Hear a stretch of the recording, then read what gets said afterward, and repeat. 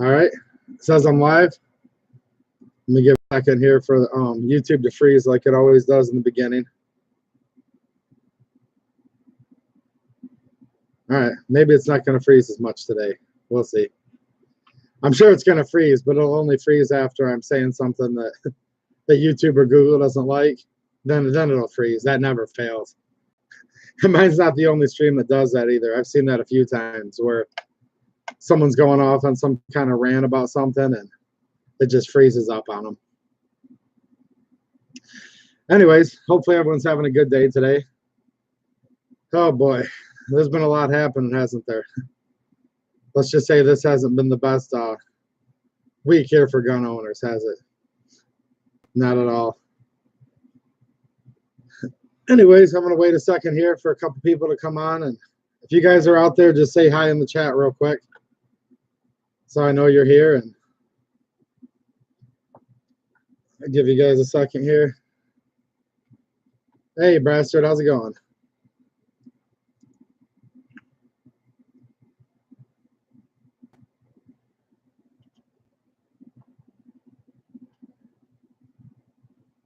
Anyways, yeah, my little screen that I stream from here, it says like how many viewers are watching and how many thumbs up there are and whatnot, but I know it's on a delay. Like there's been times where it'll say like, you know, one person's viewing, but there's like 5 people in the chat. So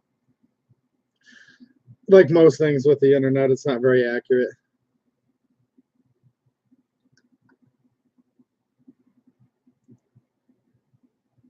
Anyways, I'm going to start right now. And if you guys come in later, you can go ahead and rewind tomorrow when you're bored or at work or whatever you guys do when you listen. But yeah, it shows 1 on yours too. Yeah, there might only be 1 right now. Who knows? If not, I'll just do this by myself. Anyways, yeah, this week hasn't been the best week, guys, at all.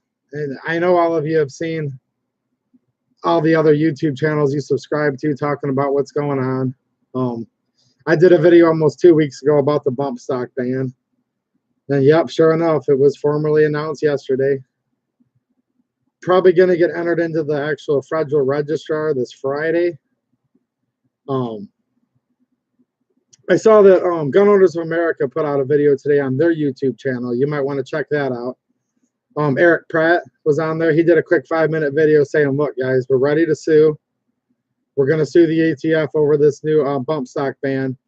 We just have to wait a couple days till they actually publish it into the federal registrar. So even though the bump stock ban is 100% done, Trump did it, just like we were all afraid of. He did it, right? And now we just have to wait, like, as a formality for them to actually, like, stick it into the filing cabinet. Then the date becomes official, and we're going to have a 90-day countdown from there.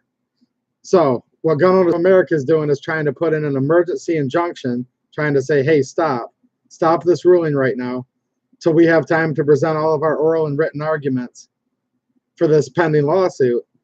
Because in the meantime, if they don't grant this injunction that Gun Owners of America is going for, we're going to have people by the day that are going to be afraid and they're going to start complying with this law. Now, I don't know how many people are going to comply. Again, I'm not a lawyer and I would never advocate lawlessness at all. So with that said, just in my personal opinion beliefs, with me having no authority over anybody's opinions here, right? I actually hope that nobody complies with it at all. But yeah, people are going to start complying, you know, as soon as maybe they started today, maybe people will start complying next week, right? So yeah, hopefully this injunction goes through. And for those of you that aren't familiar with what an injunction is, it's pretty simple. It's basically telling the judge, hold on a minute. It's going to take us weeks, months, even years to actually fully argue our point and win our lawsuit. However, we say there's a promising chance of us winning the lawsuit. So if you could just pause this right now and not have it take effect yet, that'll give us time to present our side of the case and show that this bump stock ban is truly unconstitutional. So I'm not affiliated with Gun Owners of America at all. I don't even know if they're perfect, but they seem right now that they're a whole hell of a lot better than the NRA. So if you guys have an extra $1 or $2, anything, $1, $5, $10, there's a website that you can go to that's on the Gun Owners of America's video. Just look up, you know, the GOA's YouTube channel. You'll see it on there. And he said that, you know, actually this link, if you follow it and donate through there, it's going to be tax deductible. So you'll get to write a little bit off if you itemize your taxes. And it's going to go directly to the Bump Stock Defense Fund.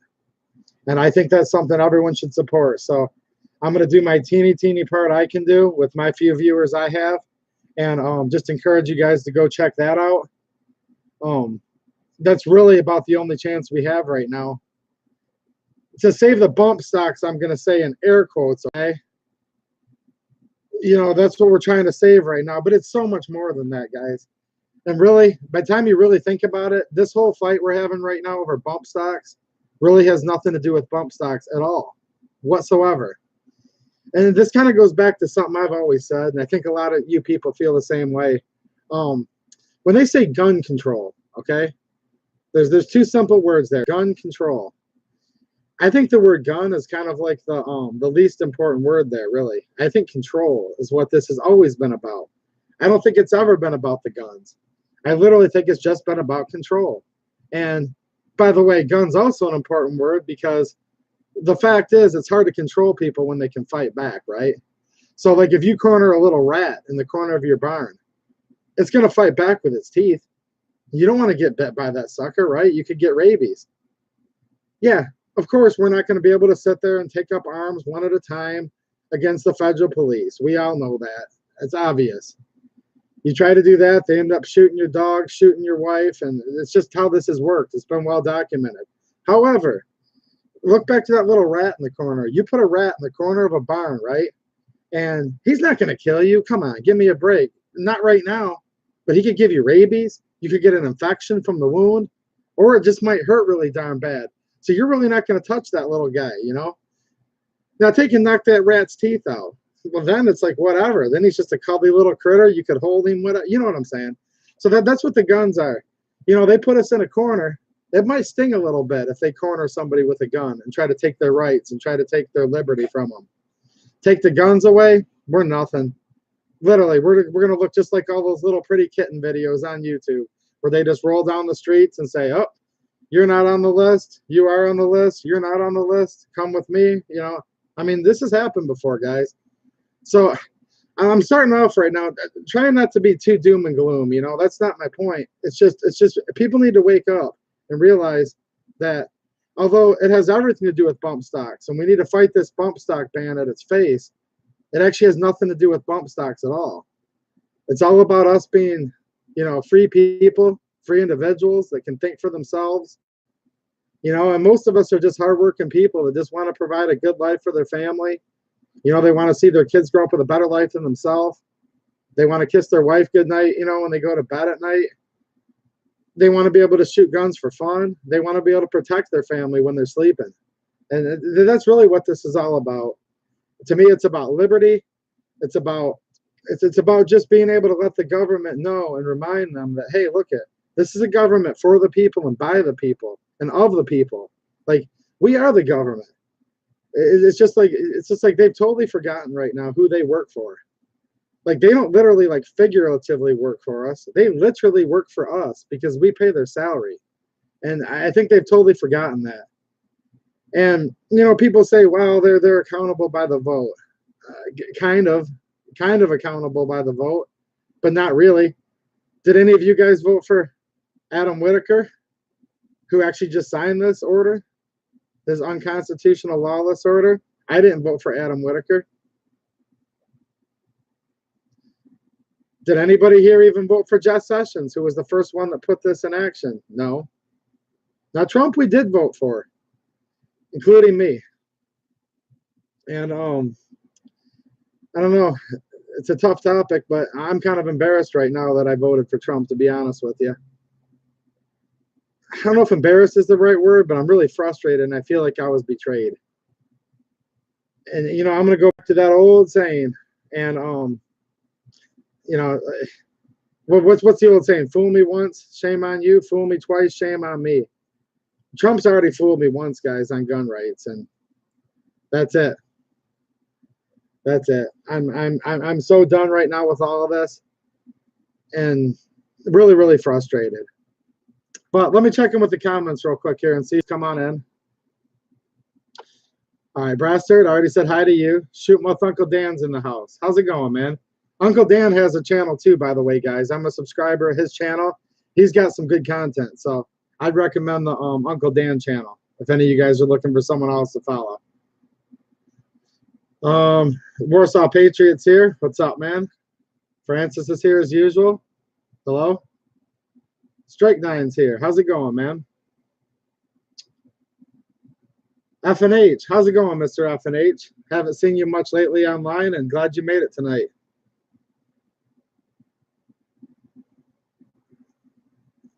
All right, let's see what we got going here, what you guys are talking about.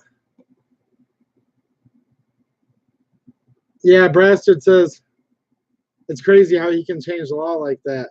Yeah, that is crazy. And I would make the argument that he actually can't change the law like that. And I really, really hope that Gun Owners of America, in this case, you know, trying to represent all of us in court, I really hope they're able to make that argument, because I really don't think that he actually legally can just change the law like that for many, many reasons.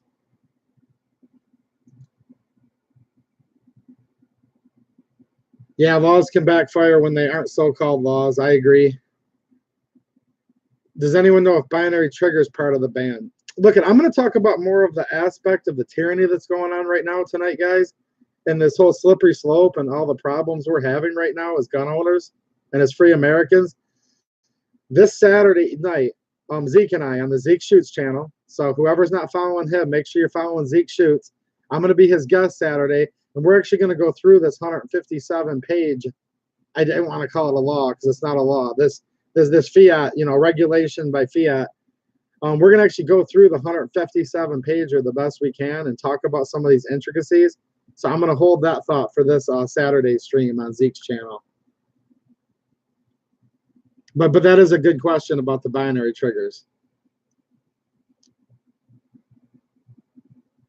Yeah, Uncle Dan brings up a good point that we're just talking about here. They could ban anything that speeds up the rate of fire. So even a lightweight trigger could be fair game. That's an interesting point. And when it comes to the part of that 157-page transcript, when they actually address that, it's kind of scary how they respond to it, or lack of response to it. So yeah, that's another thing. I believe that's in page 60-something. I've actually spent the time to read the full 157 pages, guys, and oh my gosh, I can't believe I'm even smart enough to get on here and even turn my computer on today. I literally felt like I was retarded after trying to read it. It's so circular. It's so goofy. It contradicts itself like every 30 seconds. Like literally, their argument requires the listener to be a lot stupider than the speaker. Trust me.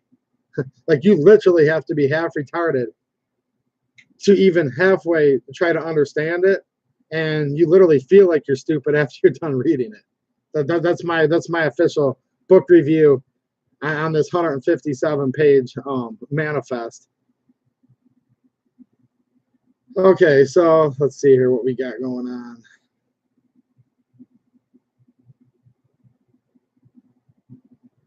Yeah, tell that to Washington and Jefferson. They would already be helping get politicians to room temperature. Absolutely. I don't even think there's any doubt about that. I don't even think that's 99%. I think that's like 100%. I don't even think there'd be a politician even alive today if the founding fathers were able to try them. Because treason is punishable by death, people. So, yep, Brastard's right. Remember when Trump said the attack on the Second Amendment was over because he was in charge now and the crowd cheered? Yep. You want to know when else the crowd cheered? The crowds cheered when pretty much every dictator ever took over a country. The crowd cheers. I'm not calling Trump a dictator. I'm just saying, just because someone can say something to make the crowd cheer doesn't mean it's a good thing.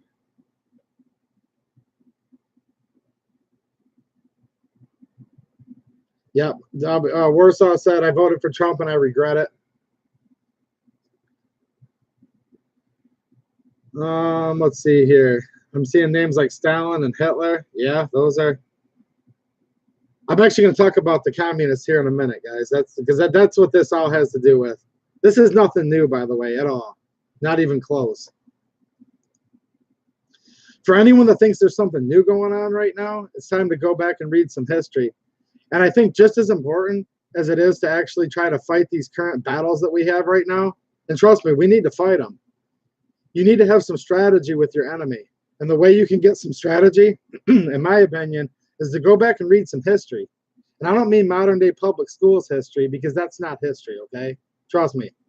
These new public schools, they don't even have certain things that have everything to do with what's going on right now. They don't even have them in the history books anymore. And if they do, they just glaze over it like, oh, by the way, let's see what we got here.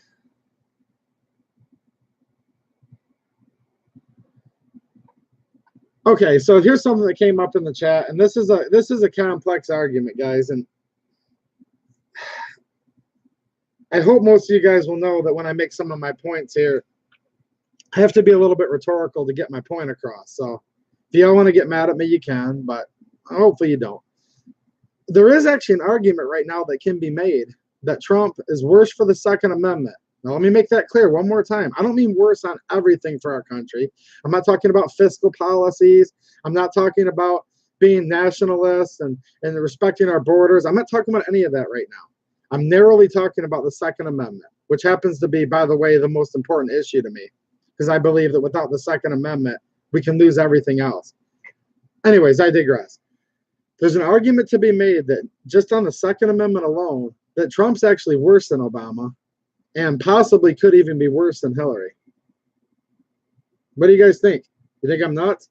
I might be, okay? But here's where I'm going with this. So you see what's going on right now. Let me bring this back in full circle with Trump and how politics are right now. So you can look up YouTube video compilations of all the Democrats that wanted a wall. You can see at that time, Senator Obama talking about how we need a wall and we need to protect our borders. You can see Senator Schumer saying how he wanted a wall. Feinstein, how she wanted a wall. Freudian slip. I'm not sure if Feinstein's a man or a woman, guys. Sorry. But you can see Pelosi. You can see all the top rank and file of the Democrats over the years, and I'm not talking 30 years ago, I'm talking like in the last 10 years, saying how we need a wall, we need a wall. As soon as someone comes in with an R behind their name, President Trump, and wants a wall, every Democrat is adamantly against it. They'll shut down the government over it.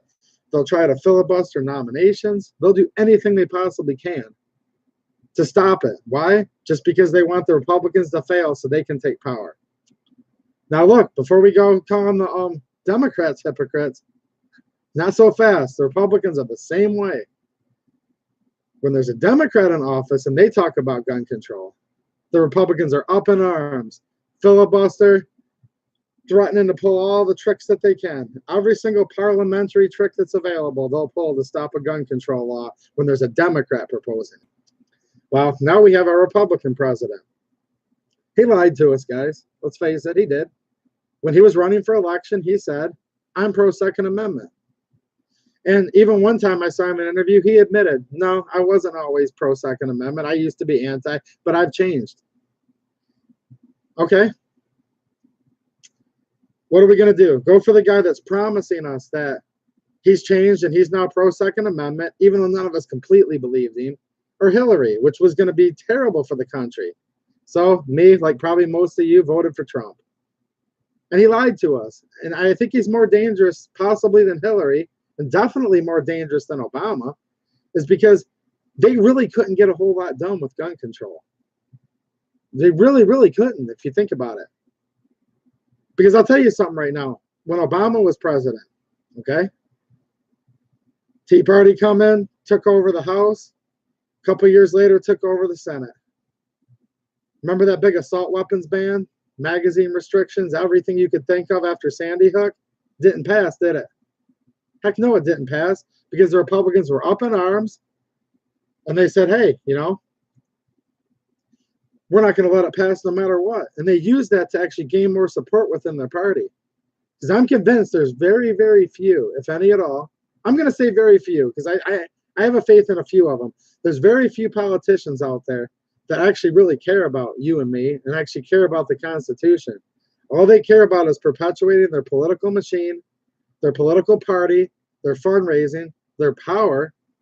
I mean, just think about how much power these people have over us, over doing whatever the hell they want in their personal life and getting by with it virtually every time. I mean, it's a powerful, powerful job. They get free health care, not Obamacare like we're stuck with if we're poor. They get actual real power, you know? They get good health insurance. They're taken care of really well, the politicians are. So, anyways, here's the deal. If Hillary was president right now, which God forbid that, I'm not a Hillary supporter whatsoever, but if she was president right now, we can't prove it, but I think most experts would say Republicans would have kept the House. Okay? So Republicans would have the House and the Senate, and Hillary'd already be talking about some of the same stuff Trump did. But the only difference is, as soon as Hillary would have got up there and said, I want to go after bump stocks, I want to go after whatever, they would have immediately said, nope, nope, nope, Hillary's horrible. She's the second coming of the devil. She's going to take everything. She's going to shoot your dog, you know. They would have done anything they could to appeal to all of us to keep the voter base strong, and they would have adamantly opposed, and they would have stopped her from doing anything. That's my honest to God opinion. Because I've seen this happen. Obama was going to do this. Obama was going to do that. He didn't get a whole lot accomplished, guys. And actually, he's about even with Trump, if you ask me. If not, Trump's even worse.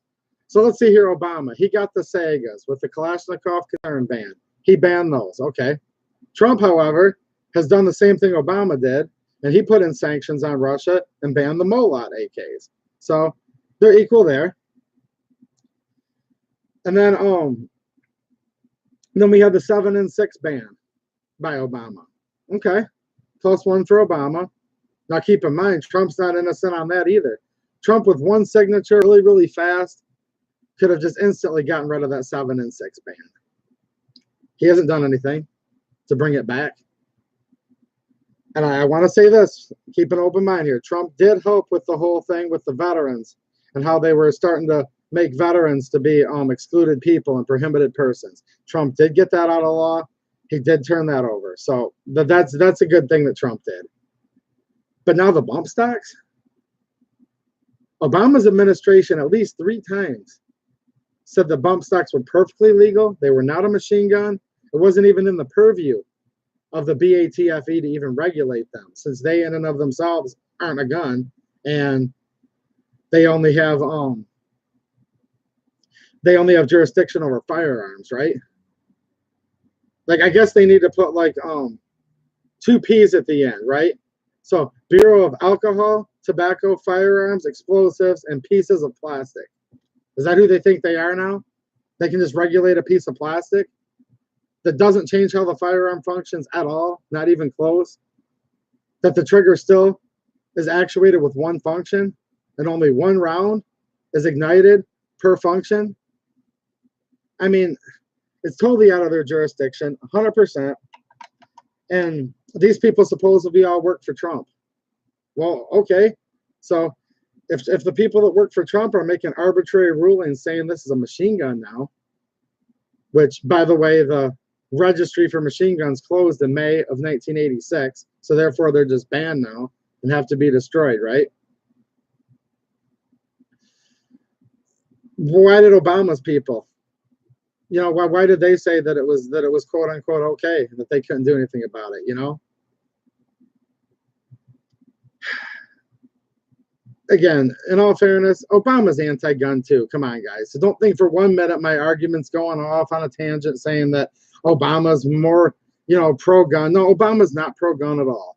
Neither is Hillary. They're both very, very, very anti-gun. It's just that with them being Democrats, who it's expected that, in general, the Democrat Party in Washington's anti-gun. Now, in real life, that's not even the case. I know a lot of real-life Democrats that are very, very pro-gun people. Just because you're socially liberal on certain issues does not mean you're anti-gun whatsoever. So when I say that the Democrats are anti-gun, I mean the ones that are in charge of the committees and that are leading the Democrat Party in Washington. You know, it's expected that they're going to be anti-gun. So Here's the problem with Trump being, quote, one of us, and with being a Republican, he's actually getting Republican support right now for all this stuff. You know, and it's not just a bump stock ban. It's a lot worse than that. It also came out yesterday that Trump's coalition, or whatever you want to call them, advisors on the school safety, yeah, they're calling for red flag laws too.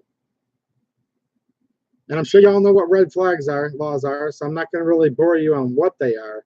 It's just the sheer principle that, yeah, now Trump boldly and proudly supports red flag laws too. So, and one more quote from Trump that I can't help because it's just the elephant in the room, you know. When he was sitting there talking about, you know, after Vegas, which was a horrible thing, it was something we should talk about. It's something we should do something about. We should look at mental health. We should look at a whole bunch of things. We should look at enforcing the laws we already have on the books.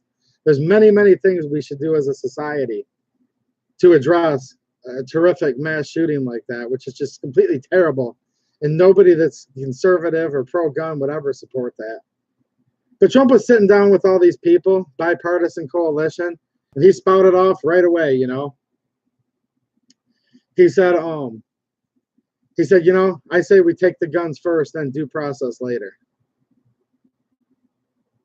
I mean, he really said that. Right when he said that, I just curled up my lip and I said, "Are you serious, man?" Like, you know, I put some trust in Trump, probably more than he deserved, and I voted for him and I supported him. And you know, here's the thing: I expected a lot better of Trump, really. You know, me sitting there, and, you know, comparing him to Obama. Look, it's like, of course Obama was terrible. Look at Fast and Furious.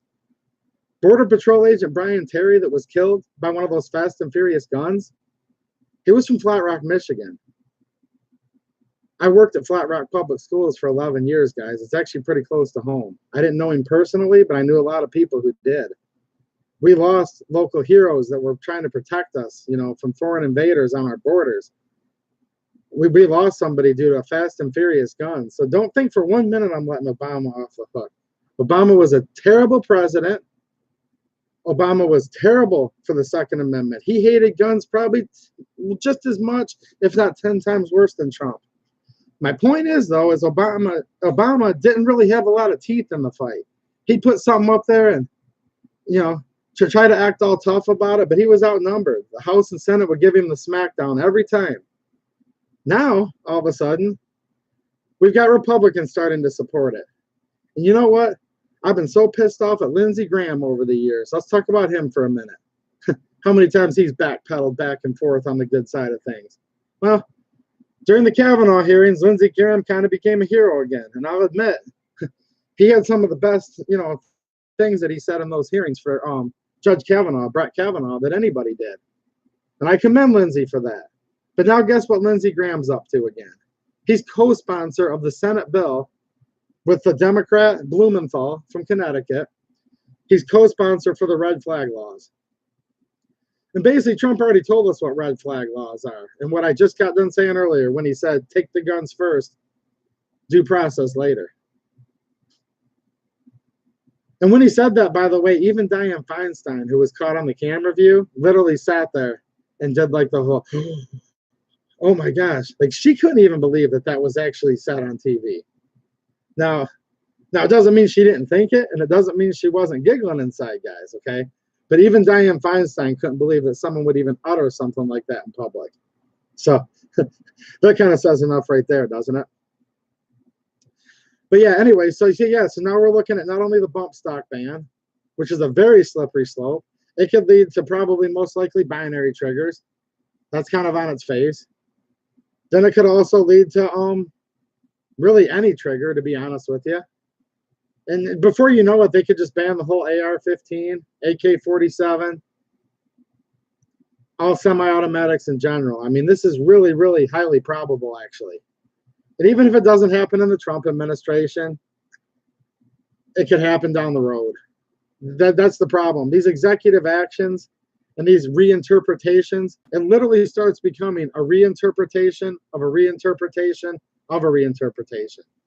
And in that 157-page briefing on this new rule, they mention plenty of previous interpretations. So trust me, this interpretation on the bump stocks, if it stands in court, is going to be cited and become a precedent. And that's the problem right now. You establish precedent, and then it starts becoming precedent, built on precedent, and built on precedent. And if you actually look back at the National Firearms Act of 1934, right, where they actually like established these laws, they were pretty darn clear. They didn't leave it ambiguous at all.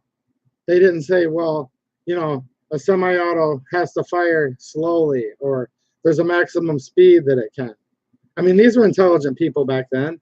They had plenty of good math back in the 1930s.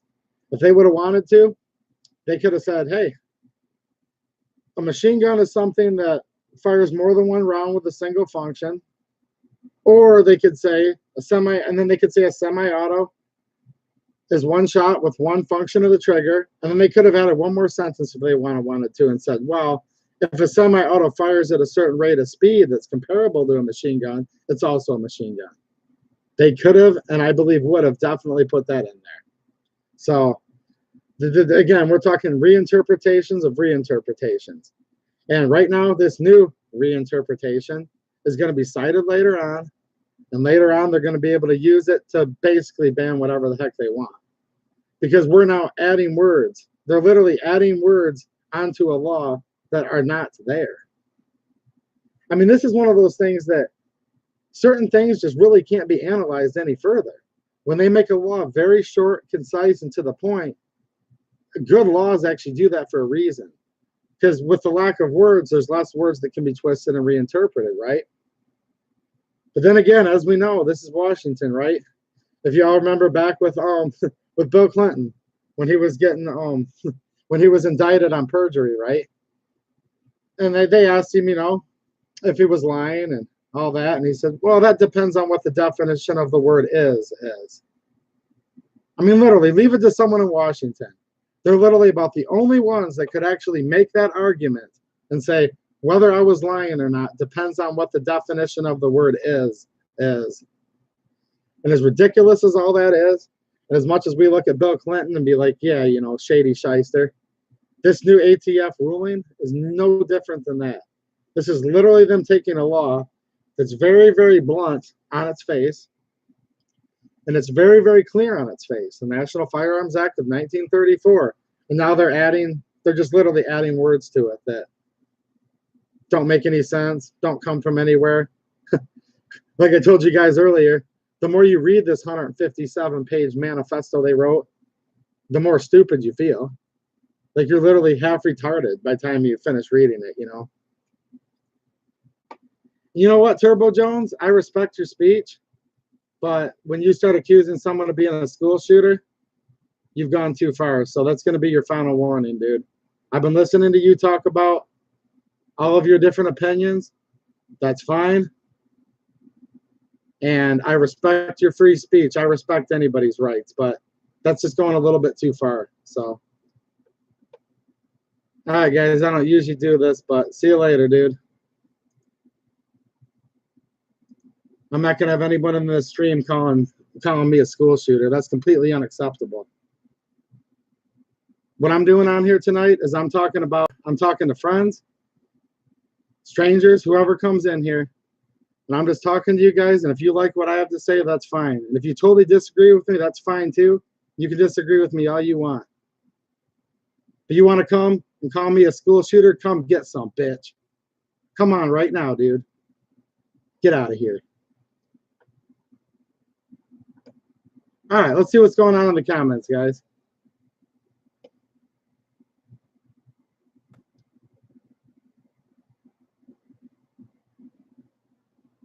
Yeah, I'm looking back here. Brastard says if someone says they're going to steal your guns to commit a shooting under red flag law, the cops come take your guns.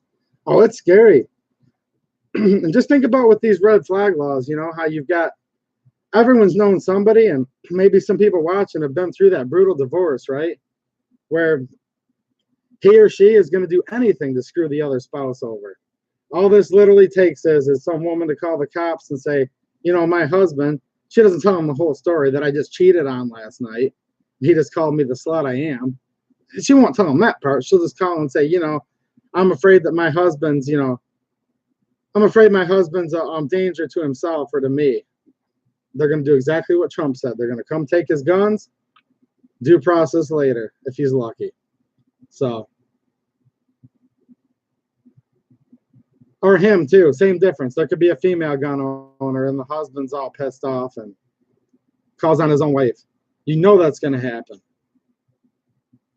It's been happening for years. All right, let's see who's in the chat. Vanessa Kitty's here. Hey, what's up? Mr. F&H says, I should make a documentary about guns called Obama's War. Yeah, there's a lot of content there. If you have time to do the research, well, it probably won't even take that much time. You can get a lot of content real quick. Let's see here.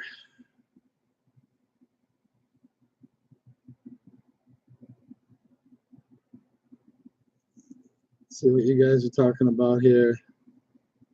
Strike 9 says, I will not be voting for Trump again. He's done some good stuff, but he's also done some really bad stuff. Oh, yeah, I agree. And that's why I prefaced my whole rant earlier with, I'm just talking about the Second Amendment. Some other things Trump's done have been very good. And whether I can vote for him or not, it's kind of besides the point of what I'm talking about right now. What I'm talking about is just the fact that our Second Amendment's in danger right now, unfortunately, because of Trump.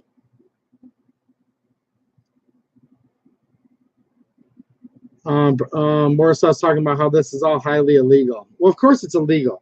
That's the whole problem that I have with Trump's statement and these new red flag laws. Due process later? That totally contradicts due process. There is no such thing as due process later. Because if you look at what due process actually is, it means that you're innocent till proven guilty. And the burden of proof, right, is on the plaintiff or on the state, meaning the government, that you actually committed a crime. You don't have to prove your own innocence in this country. And due process means that you get the right to remain silent, right to an attorney, right to be tried by a jury of your peers.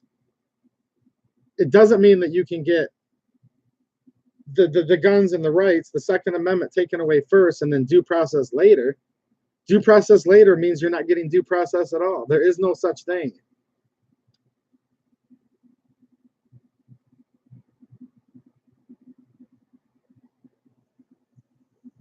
And they've already done this. What about, I believe it was Massachusetts, right? One of the first states to get red flag laws. They've already shot a homeowner trying to defend himself. Dude's sleeping in the middle of the night. He's law-abiding. He's not the type of guy that's expecting cops to break down his door at any night. It's not like he's a drug dealer or a pimp or whatever, where the cops are always milling around. No. He's just a regular old dude, goes to bed at night, hears his door get busted in. Give me a break. What red-blooded American isn't going to come out with a gun? So he comes out with his gun, dead. So they've already killed people over these red flag laws. And Frances is talking about Feinstein. She was laughing with excitement. She was, but she just had that shock on her face, right? That shock where she was just like, oh my gosh, like you actually said it? Like, she's been wanting to say it for years, but she knows even as a Democrat, she'd have a hard time getting elected saying something like that. Stalin would have had a hard time getting elected saying something like that. Like, nobody's going to get reelected saying that, right? Well, Trump said it, but he says so much, and there's so much drama with his presidency and in his personal life that people just forget about everything he says because it's just constantly thousands of things a day that Trump said. Richard Hughes is here. What's up, man?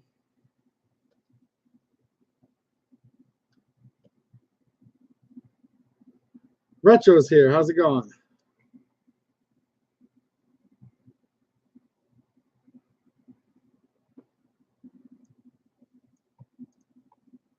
Okay, Strike 9 saying impeaching Trump is not the answer. Sounds like the left's playbook. Vote the better person in next run. I agree with you. I see where you're coming from to a point. I will say there's argument on the other side of the coin too, though. Because here's the thing people sometimes forget. And I know you guys are intelligent in here and you guys know this, but if Trump gets impeached, okay, how the left wants to impeach him like crazy. And now a lot of the right do too, apparently. But they think that somehow that like Hillary will come in if he gets impeached. Well, that's not going to happen. Mike Pence will become the president. if Trump gets impeached and then removed. Because remember, impeachment is just formally accusing a president of a crime, right? A high crime or misdemeanor.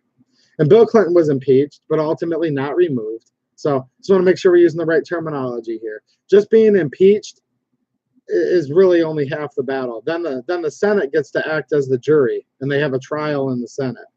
So if Trump were to get impeached and then found guilty by the Senate of a high crime or misdemeanor, then Mike Pence would become the president. And I don't think it's going to be good for our country for that to happen. But if we're still narrowly talking about the Second Amendment alone, I actually think it might be a good thing for the Second Amendment, because I believe that Pence is probably almost certainly more pro-Second Amendment than Trump, to be honest. So Zeke's here. What's up, Zeke? Just another reminder, guys, this Saturday, Zeke and I should be on together doing an in-depth talk about the actual bump stock ban itself and like what's actually in it, and get everyone's opinions on that. When it comes to me right now, I'm talking about it a little bit, but really what I'm just talking about is how tough it is, period, right now for our gun rights and our rights as a whole. Yeah, the bump stock ban's the big elephant in the room, but at the same time, it's about so much more than the bump stock ban. It really has nothing to do with bump stocks, in my opinion, on the big scope of things. Now, let's see what else we got going on here.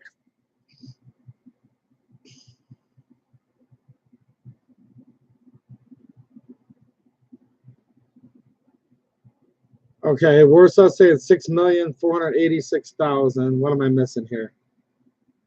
Oh, for the okay, so there's a petition to help impeach Trump. So if anyone's interested in that, it looks like it's only about 500,000 signatures away from something.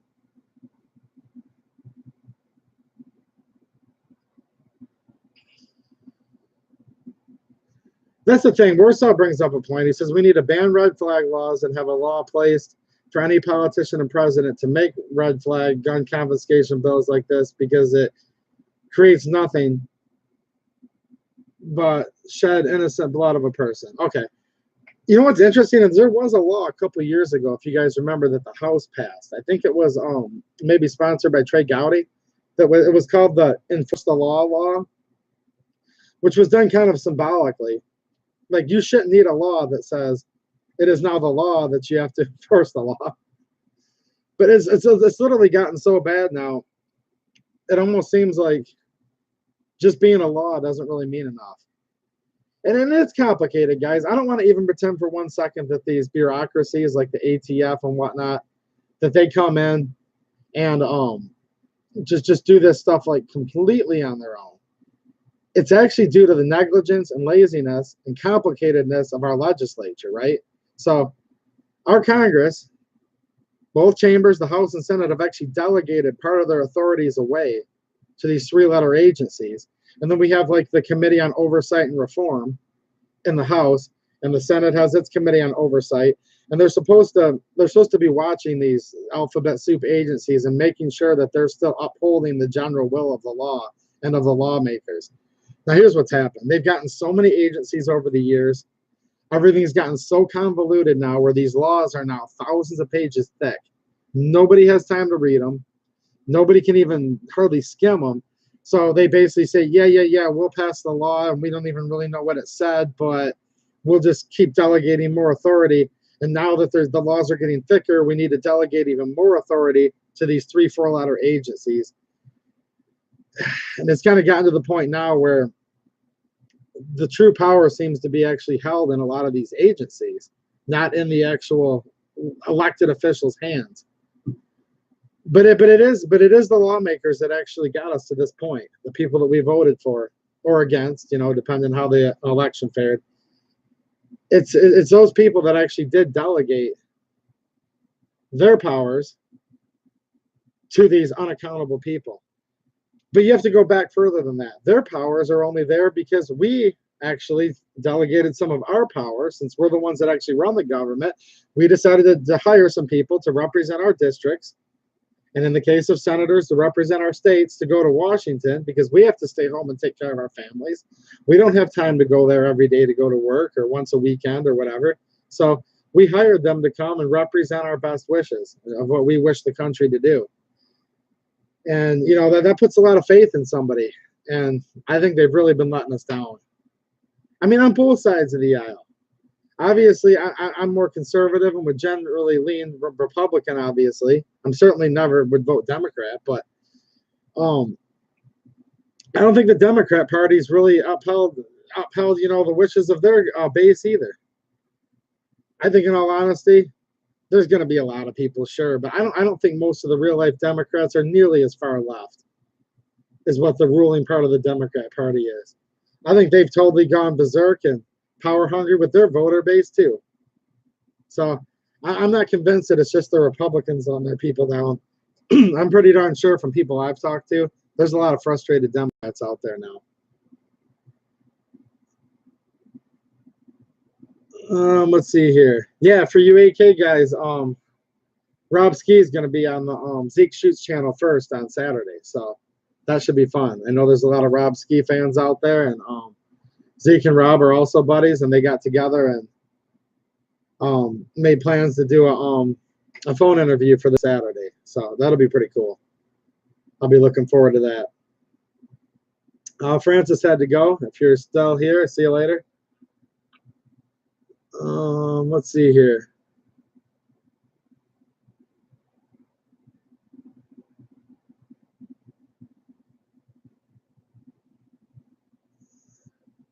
Yeah, here's the thing, Warsaw. Warsaw says basically have a law in place to have the president, Senate, and Congress held accountable on any red flag laws.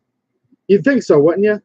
Like, if I made a decision in my life that was unsafe and I hurt somebody or killed somebody, I'd be in big trouble. I'd be held accountable, right? They could say, well, you were negligent.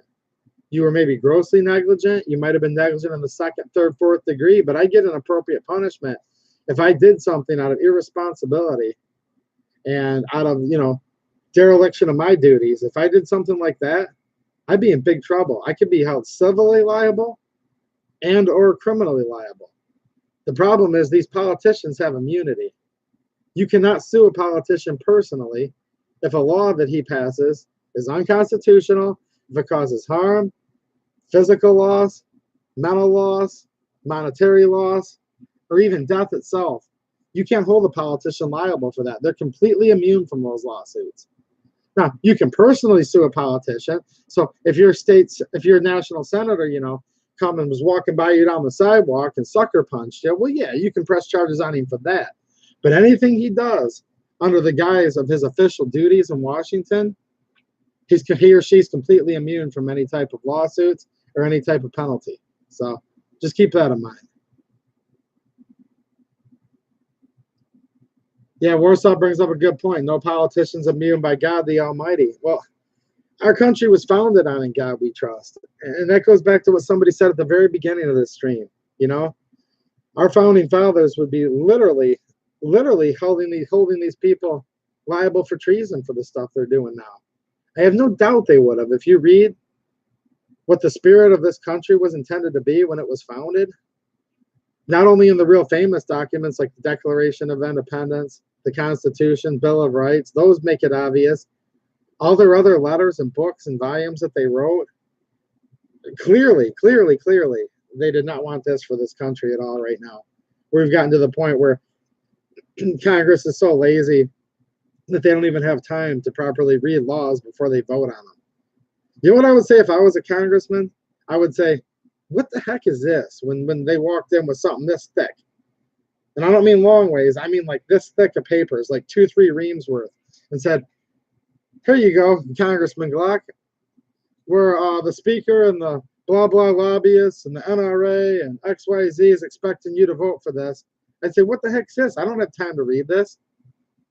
Bring it back to me in about 1 page, maybe 1 page front and back tops, where I can understand it and where all the people can understand it, and then I'll take a look at it.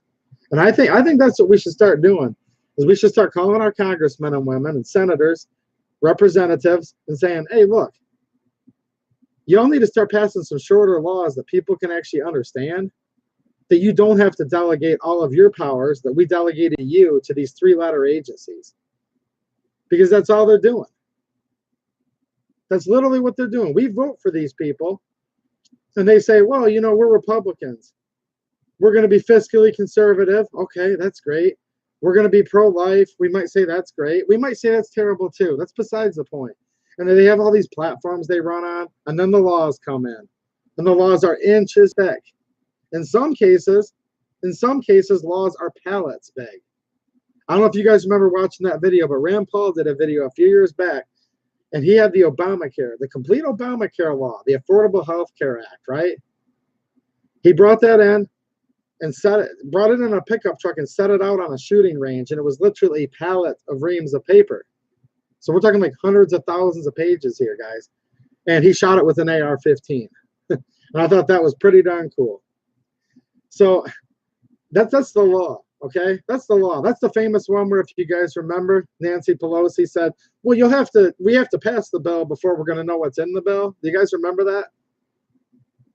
Look, anytime you hear the word omnibus, when we hear that word way too much, omnibus spending bill, you know what omnibus means?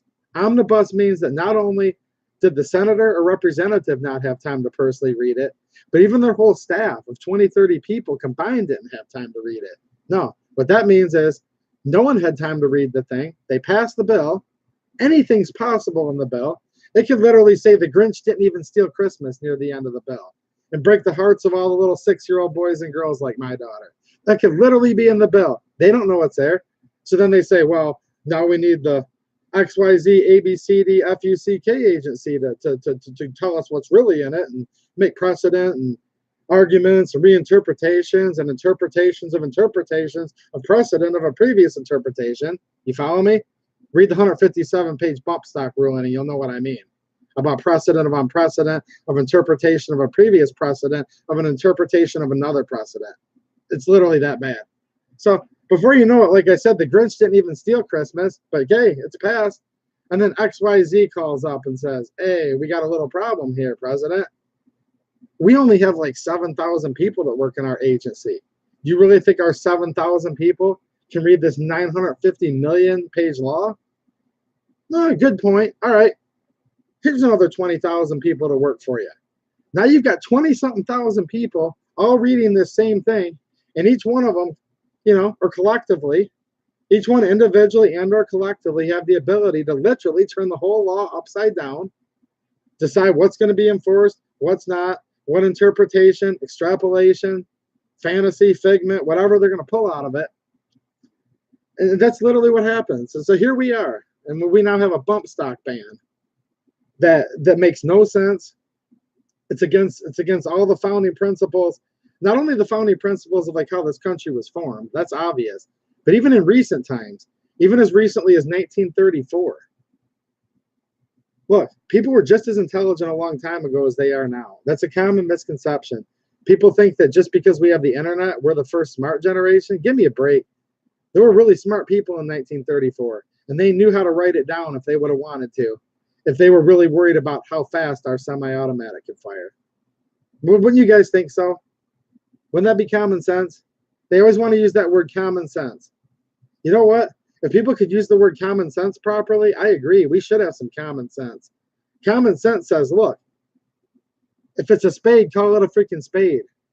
The National Firearms Act, which in and of itself is a very, very, very gross trampling of our Second Amendment. Don't for 1 minute think this is, I keep citing the NFA, that's a good thing. NFA's terrible. National Firearms Act should have never happened. It should have been repealed. It should have been repealed a long time ago. And I hope it does get repealed. But I'm just saying, unfortunately, that's the law that we have to be burdened under and live under. And it's very, very freaking crystal clear what's written in the National Firearms Act. This is nothing about how fast you can shoot. It's bad. Let me see what you guys are saying here, guys. Oh, Richard says I'm saying it. Thank you, Richard. I'm trying, man. I'm just talking from the heart here and trying to hang out with some buddies. And sorry I got so mad earlier, guys, but I had something in my personal life happen today, and it's no excuse, but I'm going to give Moo being on there with you guys. And you know that other guy earlier, I wanted to let him talk. I swear I did. I'll let people talk and talk and talk, and I respect their right. But it got to the point where the dude called me a school shooter, okay? And the fact that we're talking about red flag laws right now, if you guys know what I mean, and you've got somebody literally, it's just too far. I had to ban him.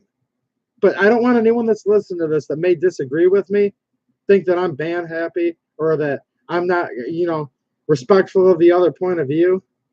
I don't care. If there's someone listening in the background lurking right now, that's cool. You can call all your friends up and say, look, this clown's on here. This is the next Fox News guy. This guy's alt-right. You can say whatever you want, okay? You can get on there and say how stupid everything I'm saying is. That's fine. I appreciate it if people have polite conversations. Because this isn't nothing that I'm doing right now that anyone needs to be in here for. We're trying to have a good time. So my will and intent for this stream is for everybody just to be kind of putting their opinions in and talking amongst themselves and just hanging out, amongst friends. But if you want to come in here and disagree with me, that's fine. You want to accuse me of being a school shooter? I don't think so. I don't think so. That's just unacceptable. Not going to happen. Yeah, exactly. Like Strike 9 just said, that dude was an idiot. Bring your point of view without calling names and blaming people of stupid shit. Good move. Warsa says, no, Glock, you had the right to ban him because everyone calls you a killer when you're not. F that, ban him. Yeah, I'm not. I just want to, I know how this goes. There's always people that lurk in a stream, which is great. I do it all the time in streams too, or watch them afterwards. I'll give a shout out to another stream I like because I haven't in a while. The Hank Strange stream. It's called The Lifestyles of the Locked and Loaded. I thoroughly enjoy that stream. The time he goes on, I don't happen to usually be available to watch live, but I usually listen to it, watch/listen to it as like a podcast, more like while I'm doing paperwork or even while I'm driving over the Bluetooth. I watch that show 4, if not 4.5, 5 days out of the week. I really like that show. But you won't see me in the comments much. Doesn't mean I don't watch it though. Same thing for this. I'll have X amount of views when I get off, and then the views will double or triple in the next week. So anyone that's listening to this later, I welcome you in here. You don't have to agree with me. You can think I'm completely nuts. You can literally say almost whatever you want. Don't accuse me of killing people, and I'll respect your rights. I'll just leave it at that. Not that I even should have to go off on that spiel, but whatever. Just for whoever was not watching and heard me all of a sudden go off. And again, I wasn't threatening him. I just said, you want some of this, dude? Come get some, dude. Like, that's the thing. Someone that acts like that, that's usually the biggest little twerpy pissant in the world. He doesn't want any, trust me. All right, let's see what you guys are talking about here. I've been on almost an hour. I'm gonna take a quick break here. I'm gonna come back and I'm gonna talk just a little bit. Maybe some of you guys that are into history, because I've talked a few times, right, about study your history, guys. And I'm a few minutes when I get back. What this means to what we have going on right now. See that hammer and sickle there? That hammer and sickle says a lot. And we need to watch ourselves, and we need to start letting these elected people realize what's going on here. So I want to talk about this for a minute, and then I have some cool guns. I hope Orion Fixer's in here somewhere or comes in, because he's the one that actually kind of requested it and asked me about it. But I brought in a cool viewer request, we'll call it, gun to show you guys too. So just give me about 5 minutes. I need to get a quick drink and get some fresh air. And I have, like I always say, no music to entertain you guys. Sorry. Hopefully you're getting your money's worth, exactly what you paid for this. I'll be back in a second, guys, and we'll talk about Bolsheviks revolution a little bit, and then we'll lighten it up right after that and just kind of talk about some guns, because I don't want this to be too depressing. I just had some things I wanted to say. So, all right, I'll catch you guys in about 5 minutes here.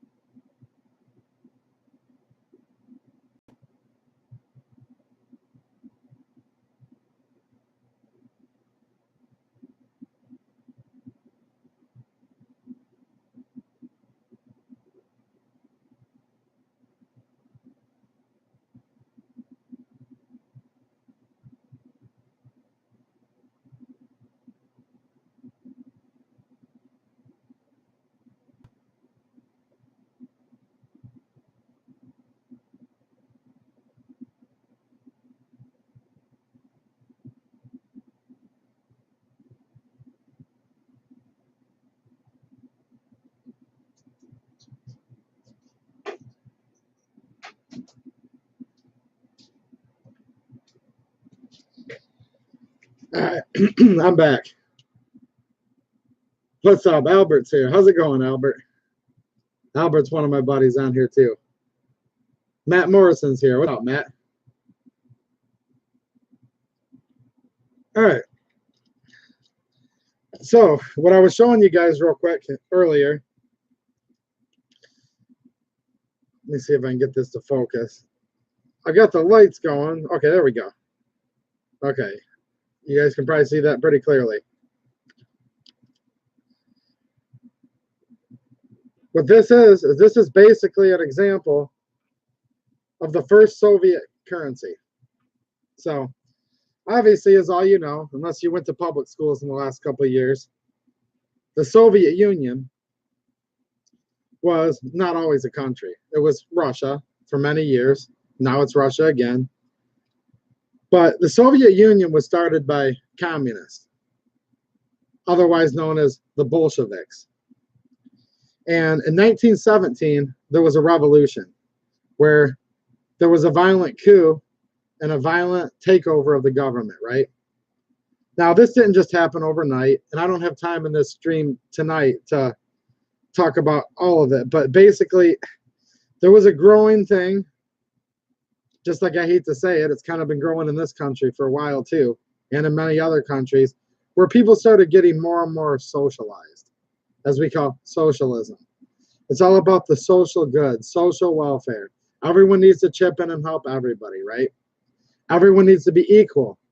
As Marx said, each according to his work, each according to his needs, something like that. I probably got it wrong. But they basically said, look, you just put in a good hard day's work, kill yourself for the government, give everything to the government, and the government will just take care of everybody. And it's this big grand utopian theory that has resulted in literally hundreds of millions of deaths over the years. That's what communism is.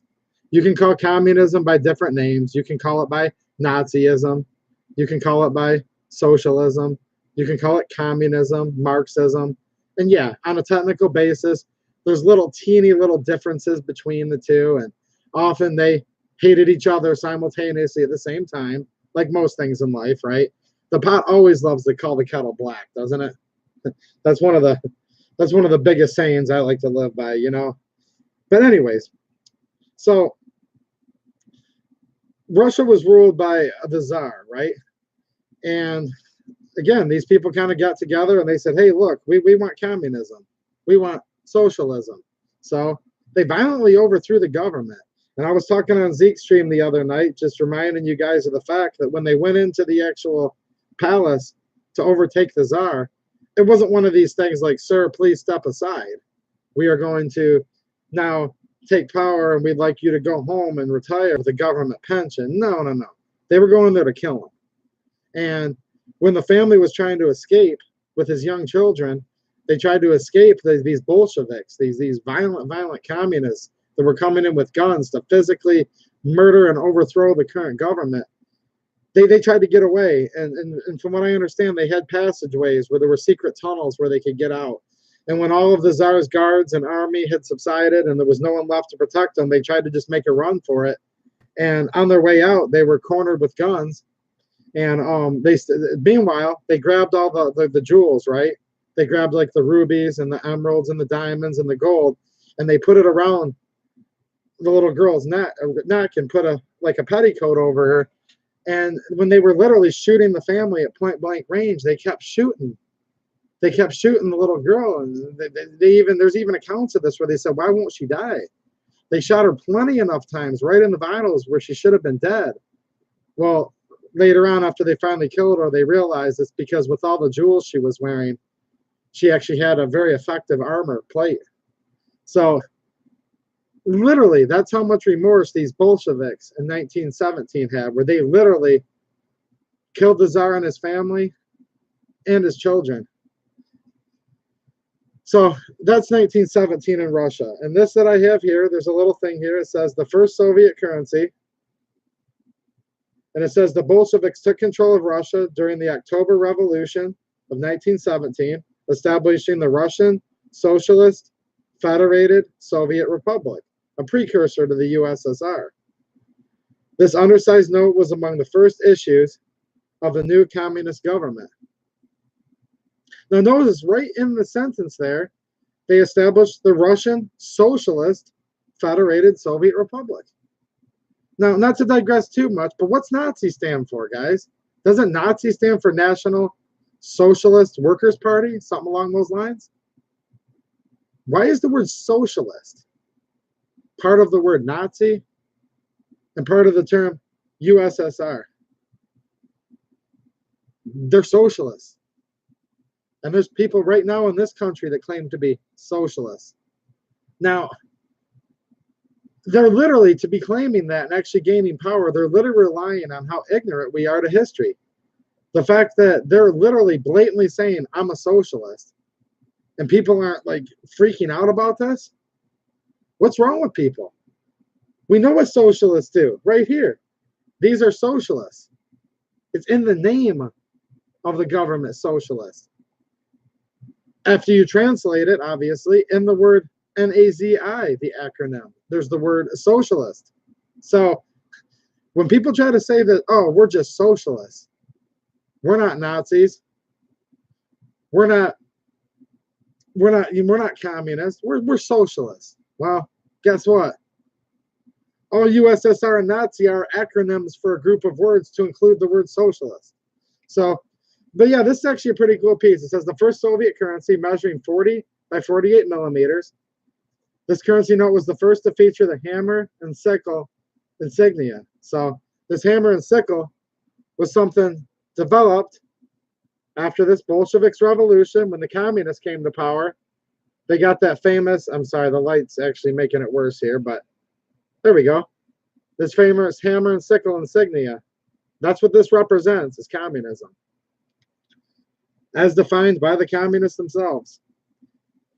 Issued in 3 denominations, 1, 2, and 3 rubles, P-81, 82, and 83 respectively. The notes were printed in sheets and cut by hand.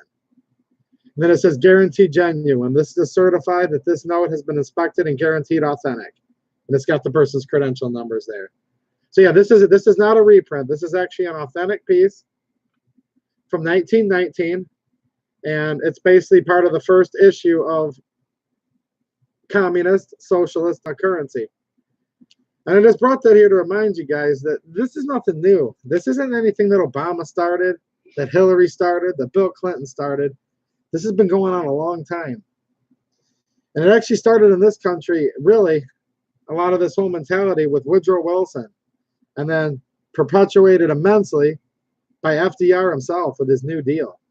If you guys look at what the New Deal really was, the New Deal was to bring this country a lot closer to socialism, where you had to start taxing people a lot higher. And the government is going to start providing things, right? Like welfare. Things that this country was fine with for all those years without. And we had to introduce the welfare system. You know what it was actually called originally? We call it welfare for short. It's actually called social welfare. How come this word social, or derivatives thereof, social, socialism, socialite, how come these words are always used every single time? You guys noticing a pattern here? Our country decided that this would be a good thing about 100 years ago, really. And I don't have time because this could go on for days just on one of these topics alone, but look up a lot of what Wilson did, and then look at how basically his protege, FDR, what FDR did to help perpetuate what we're dealing with right now. Now, yeah, I think it's gotten a lot worse in the last 100 years, but guess what? We had people just like you and I sitting there at that time saying, are you kidding me? Social welfare?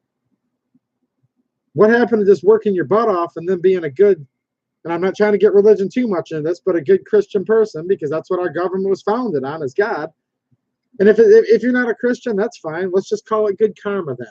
You could say Christian beliefs or karma. Call it either or. I don't care right now. Let's just have good karma or good values and help our neighbor if they need it. You know, you can be a conservative and not support socialism and still help people.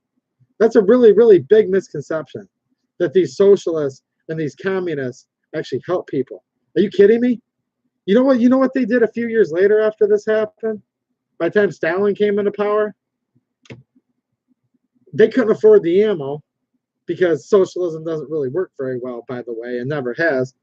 They took all their poor people, all their people that the government didn't have money to pay for and didn't feel like giving handouts to, all of the undesirables, let's just say, or the deplorables, as Hillary would say, right? They took those deplorable and undesirable people and they sent them out by the hundreds of thousands and eventually millions, and they gave them Mosin Nagant rifles, okay, up against German Panzer tank divisions.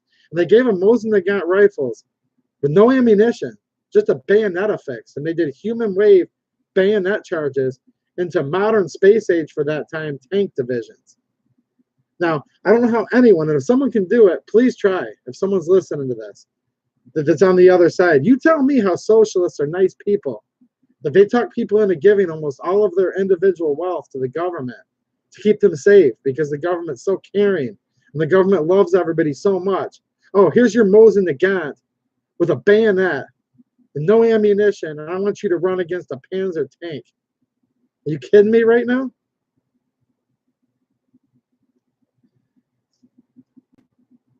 That's what this is. And for some reason, people in this country today, and for, I hate to say it, but the last 100 years think this is a good idea. There's nothing good that comes from this hammer and sickle. This hammer and sickle, in my opinion, is very, very evil. And I'm going to say it one more time. We should help people. We should have compassion. We should help the poor. We should help the needy. We should help our friends. We should be there for our families. But to say that everyone needs to put all their wealth in the hands of a corrupt government and have them redistribute it? Nah, I don't think so. Now, I did bring in a little gun to show you guys that's kind of, correct for this type of era. This is the M1895, the Nagant revolver. And when this Bolshevik Revolution happened, this would have been, a typical sidearm of the time. These guns were made from, well, the first one started, in about 1895, really 1896 from my reading, and went all the way to 1945. Like most Russian guns, it was in service, for about 50 years. That seems to be 50, 60, 70 years seems to be their average shelf life. Now, this one isn't, an exact correct date, but it's pretty close, actually. This is one of the older ones. You see a lot of these dated World War II. Those are the more common. This one's on 1926. See if we can get it to focus on the roll mark there. There we go. We got it a little bit. Yep. So as we see, CCCP, which later on became, it's complicated, guys, but you guys probably know this much about history. CCCP ended up becoming the acronym for basically this. USSR. CCCP is hammer and sickle all over again. So yeah, the Nagant revolver, it's pretty cool as a collector's piece. It's, I don't want to say that this is like really necessarily the best gun in the world. I mean, they're high quality guns, very, very durable. With having a relatively weak and low pressure round, you could probably shoot these things for eternity and they're never going to blow up on you. I mean, this gun weighs a few pounds. It's solid, old-fashioned forged steel. Very nicely finished, too. I don't know if you guys can see from there, but I mean, really nice machining marks. You'll find the examples of these that were in the 40s where they were more like war expedient, if you will. You'll find them having rougher machining marks. No different than the Mosin Nagant. Same thing. You'll find them a lot rougher during the war years. But this one being in the 1920s, they had a little more time to, do a little better fit and finish and take more pride in their work.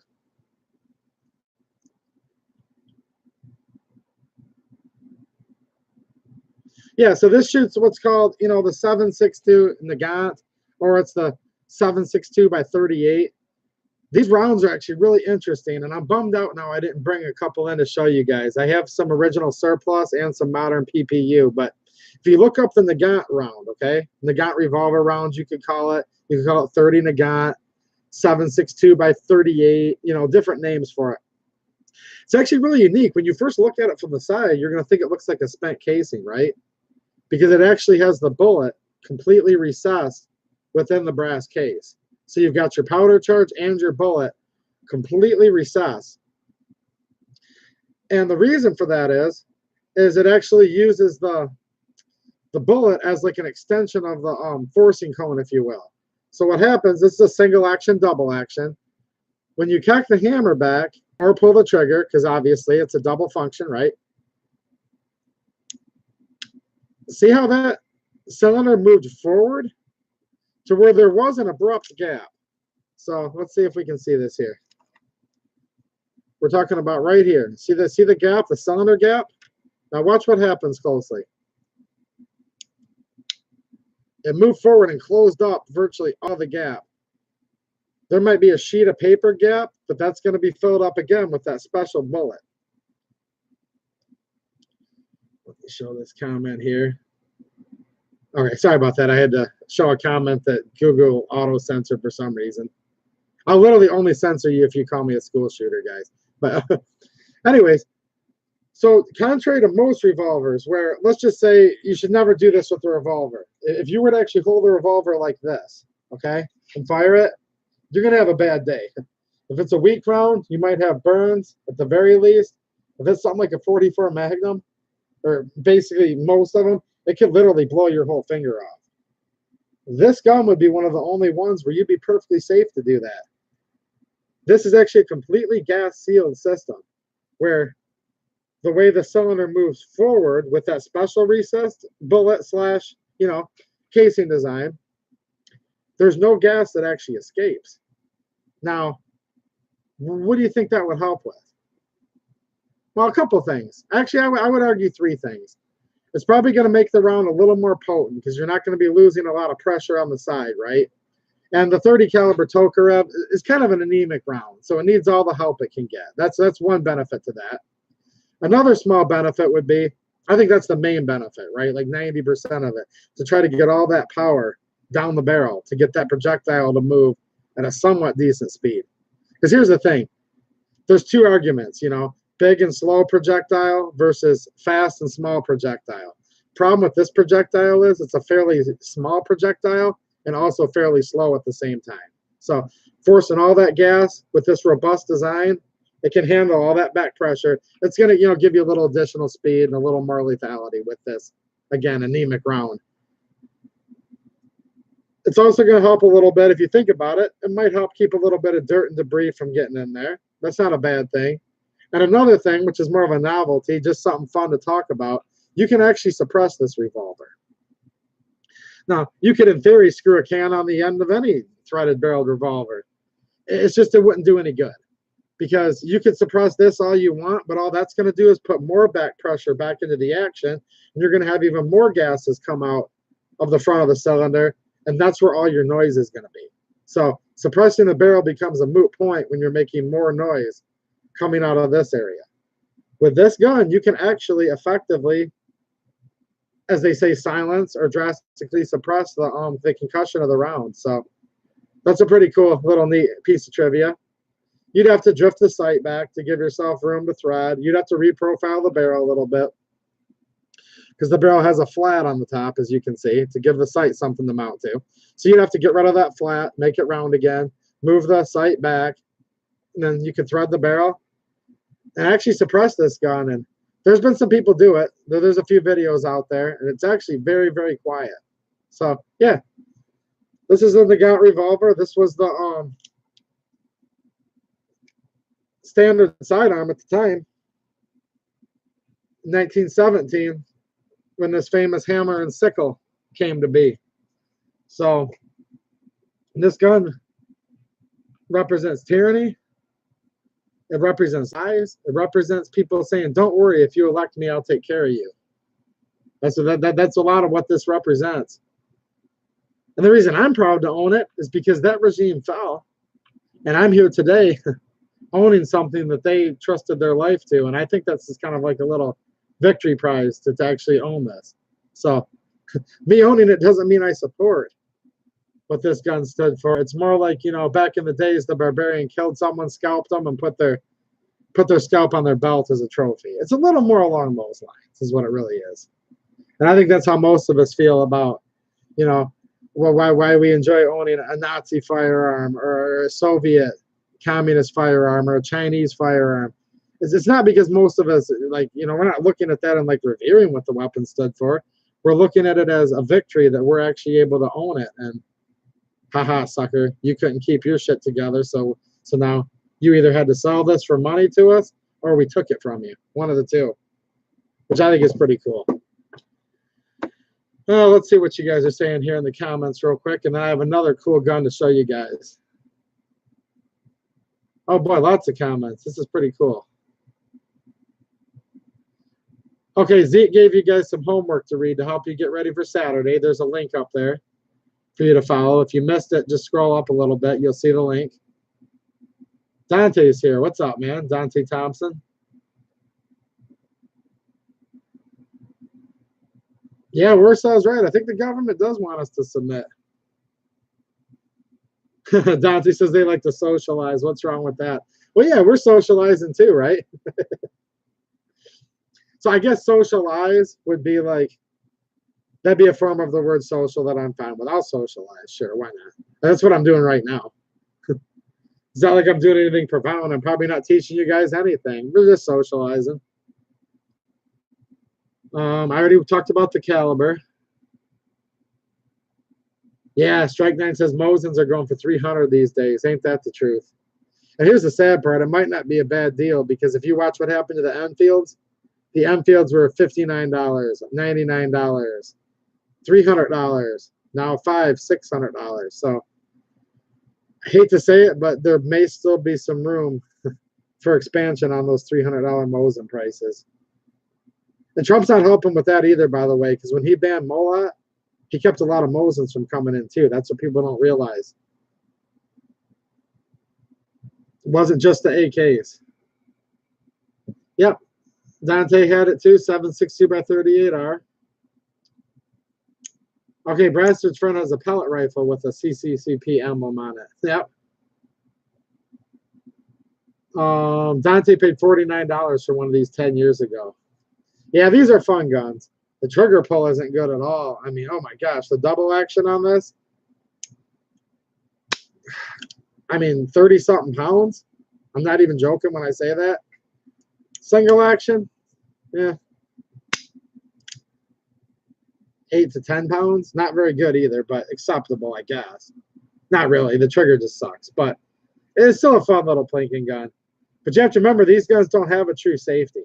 With this being a double action, you know, there is no half notch like there is on some guns. There is no half notch. So the only thing you have to keep that round from going off is this extremely hard trigger pull. And it's actually kind of effective if you think about it, because there's no way you're going to pull this by accident. Like, if this got snagged on something in your holster, it would, like, pull you almost backwards before it would pull the trigger. So I understand why they did it. It wasn't because they couldn't have made a lighter trigger. This is your safety.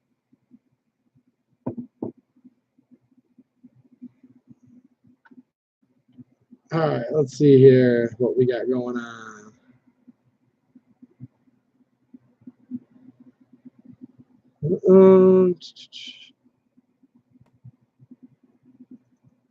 Oh, Warsaw's talking about the Soviet submarine that went rogue and was on our side. I've actually heard about that. I'm trying to remember the exact name of it. I have heard that story though. That's pretty cool.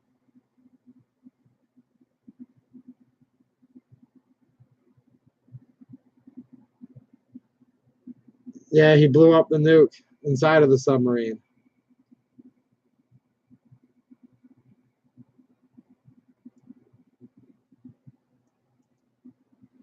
Yeah, Brad's just saying they made it like that so black powder wouldn't gum it up. They specified it to work with black powder, but never actually loaded the ammo with it. Yeah, that's probably what it is, which is just kind of what I was talking about with debris, because once it gets gummy like that, debris is going to start to stick to that dirt and dust too. So, yeah, that's more specific of what I was trying to say. And here's the thing too, guys. For those of you that do your own streams, you know what I'm talking about. If not, you'll just have to take my word for it.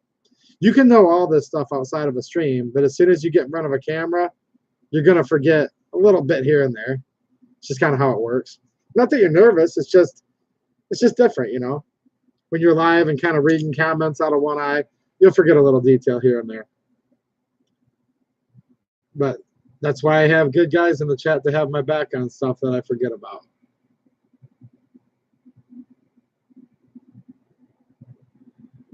Yep, I do have a cap and ball actually, and it's a very similar. Yep, it's a good analogy. Let's see here. Yeah, Brasser brings up a good point. Buy up Arasakas. Yeah, those are actually, those have been surprisingly undervalued.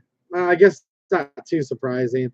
You know, 7.7 Jap ammo is not cheap at all. So we're talking like if you can even find it, a couple bucks around, $2.50 around seems to be almost a decent price. I hate to say it. It's tough ammo to get. And if you notice, the ones chambered in the 7.7 usually tend to be a little cheaper than the 6.5, I believe it is.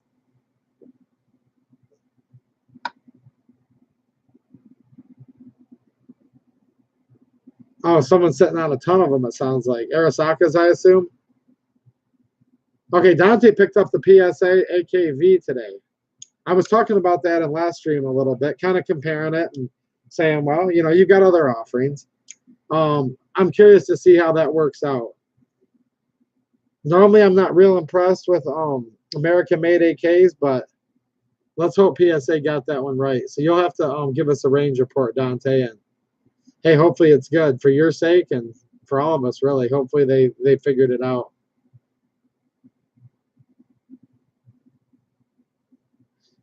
Warsaw says, if I want to see a lot of Mosin Nagants and Mosin pistols, look up Soviet-Polish War. Dude, if I want to see a ton of Mosin Nagants, I just go look in my gun room, to be honest. I'm a pretty big Mosin guy.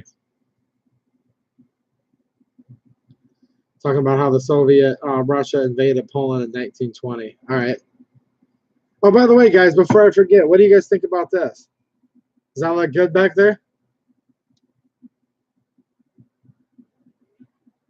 I'm kind of enjoying it. And for those of you that missed the last stream, Warsaw did this for me. So I thank him again, and I think it kind of looks good back there. Didn't know if anybody noticed it. That's obviously your Factory 66, Arsenal 66, you know, Chinese. I'm a pretty big fan of their AKs and SKSs and Mosins and Tokarevs. And yeah. I like the Chinese firearms quite a bit. But yeah, good job, Warsaw. Just get rid of that WP because I'm. Anyways, whatever. That's kind of a.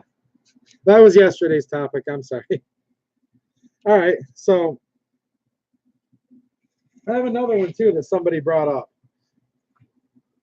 and it's a World War II weapon that the Germans used. So I'm going to pull this out and see who's all familiar with this stuff.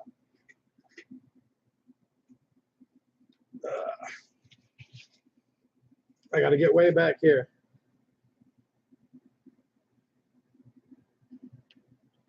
What do you guys think of this old girl? This is an old warhorse from 1944, this particular one.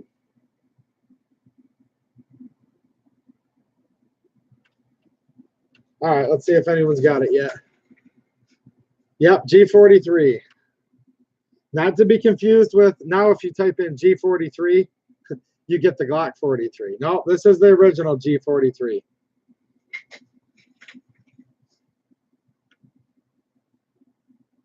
So yeah, this is a World War II German semi-automatic. This is actually the first one where they were able to actually talk the Ministry of Defense or whatever they were called into letting them drill a hole in the barrel.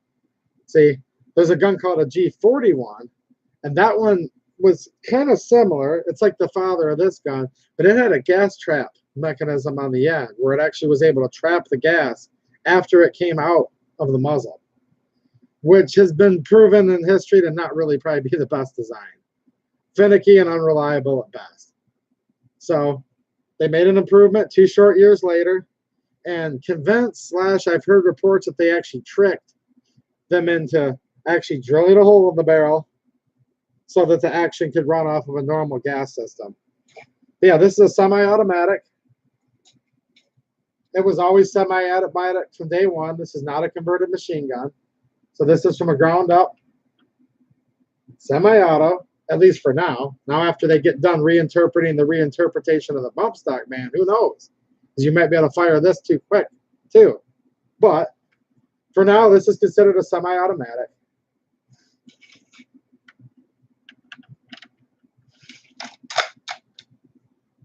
Last round bolt hold open.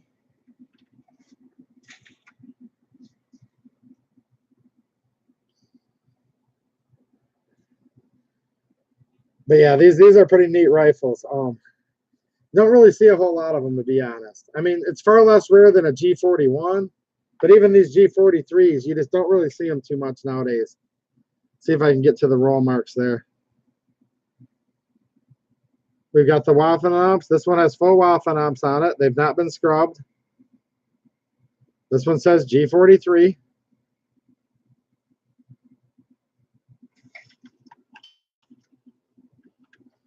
G43 DUV 44. And it's really small to see, but it does have the little eagle clutching the swastika, which, as you guys know, with a lot of German guns, a lot of times when they get captured by other countries after the war, they would like peen out or deface the swastikas. Which, trust me, I understand why they did that. I don't like the swastika either. It just makes it where it's a lot more rare because, you know, all of them didn't retain their original roll marks. So, there we go. Like I said, you do something on camera, it's like 10 times harder. But yeah, this is a pretty cool action. It's got like this sliding dust cover that moves with it. We got sheet metal back here, a lot like an STG 44 as far as how this sheet metal looks. But the actual receiver, bolt, carrier is all forged and machined on this gun. And what's interesting is if you look at the machining, these were like war expedient rifles, right? So they actually took time to polish the innards where it needed to, you know, have a smooth action to function. But for cosmetic reasons, they just didn't have time to care. So if you look at how rough these forgings are, oh, there's a good one right there. There's a good shot of that. See how rough those look? This is perfectly normal. This isn't because this gun's in bad condition or because this gun had rust on it. This is literally par for the course with these. Very, very, very roughly machined receivers and bolt carriers. And it's just because the Germans didn't have time. The time it would have taken them to finish machining this and get a nice shiny finish, they could start making another rifle.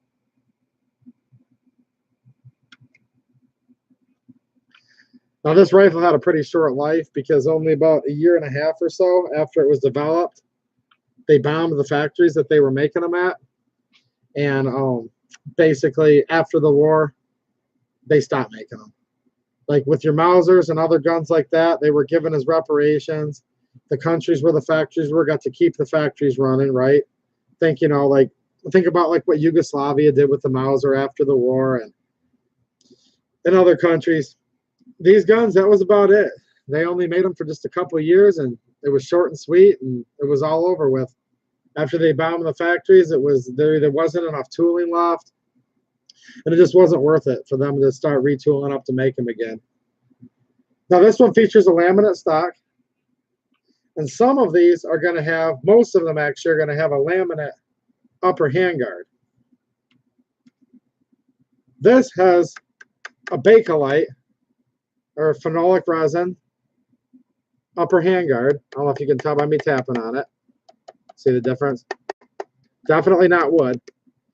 And this is actually correct for this maker. So the DUV marked ones of this year anyways, and I think also in 1943 and even in the beginning of 45, should have this proper so-called Bakelite handguard.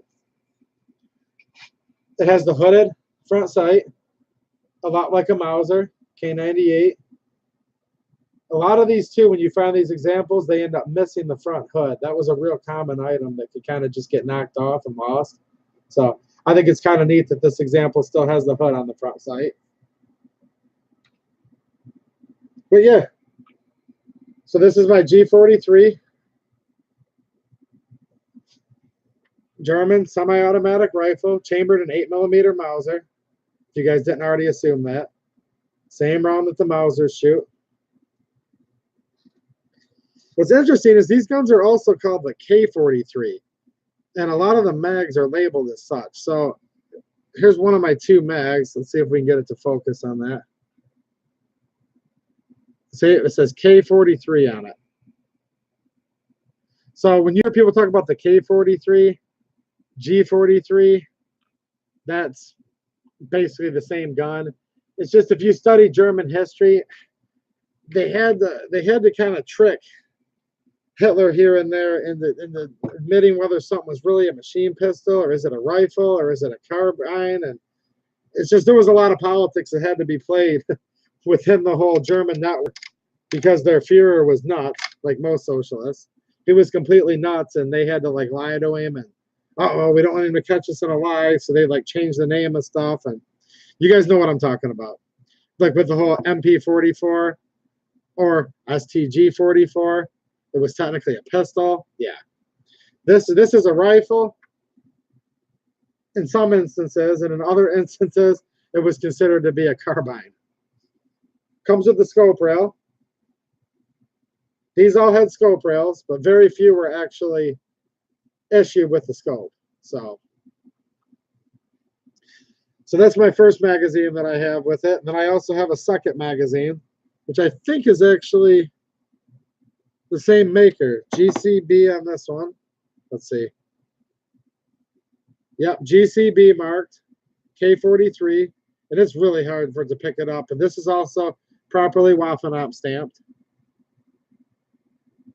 Now, it's really common with these mags that after the war, of course, these guns were still around, even though they didn't make them anymore. They were given to or sold to a number of other countries. And it seemed to be a lot of them ended up spray painting the magazines black. And then most of the spray paint just wore off. So that natural patina look underneath, that would be like, you know, the original patina blue finish. And then you can see remnants of spray paint. This would have been another country after the war painting this magazine. And then it wearing off because the paint was probably just a cheap, you know, barbecue grill paint like communist bloc countries often used. But yeah, 10-round magazine, by the way. But yeah, this would have been quite the rifle back in 1944 if you think about it. I mean, I guess you'd say comparable to a Garand, right? Garand 8-round M-block clip, full caliber round. Same thing here, full caliber round, 10-round magazine. I don't really know that you'd be any better or worse armed than this or an M1 Garand, really. And again, that's not my expertise. I'm not trying to start a debate about it, but I'd say you could certainly consider this comparable as far as, you know, fighting power as an M1 Garand.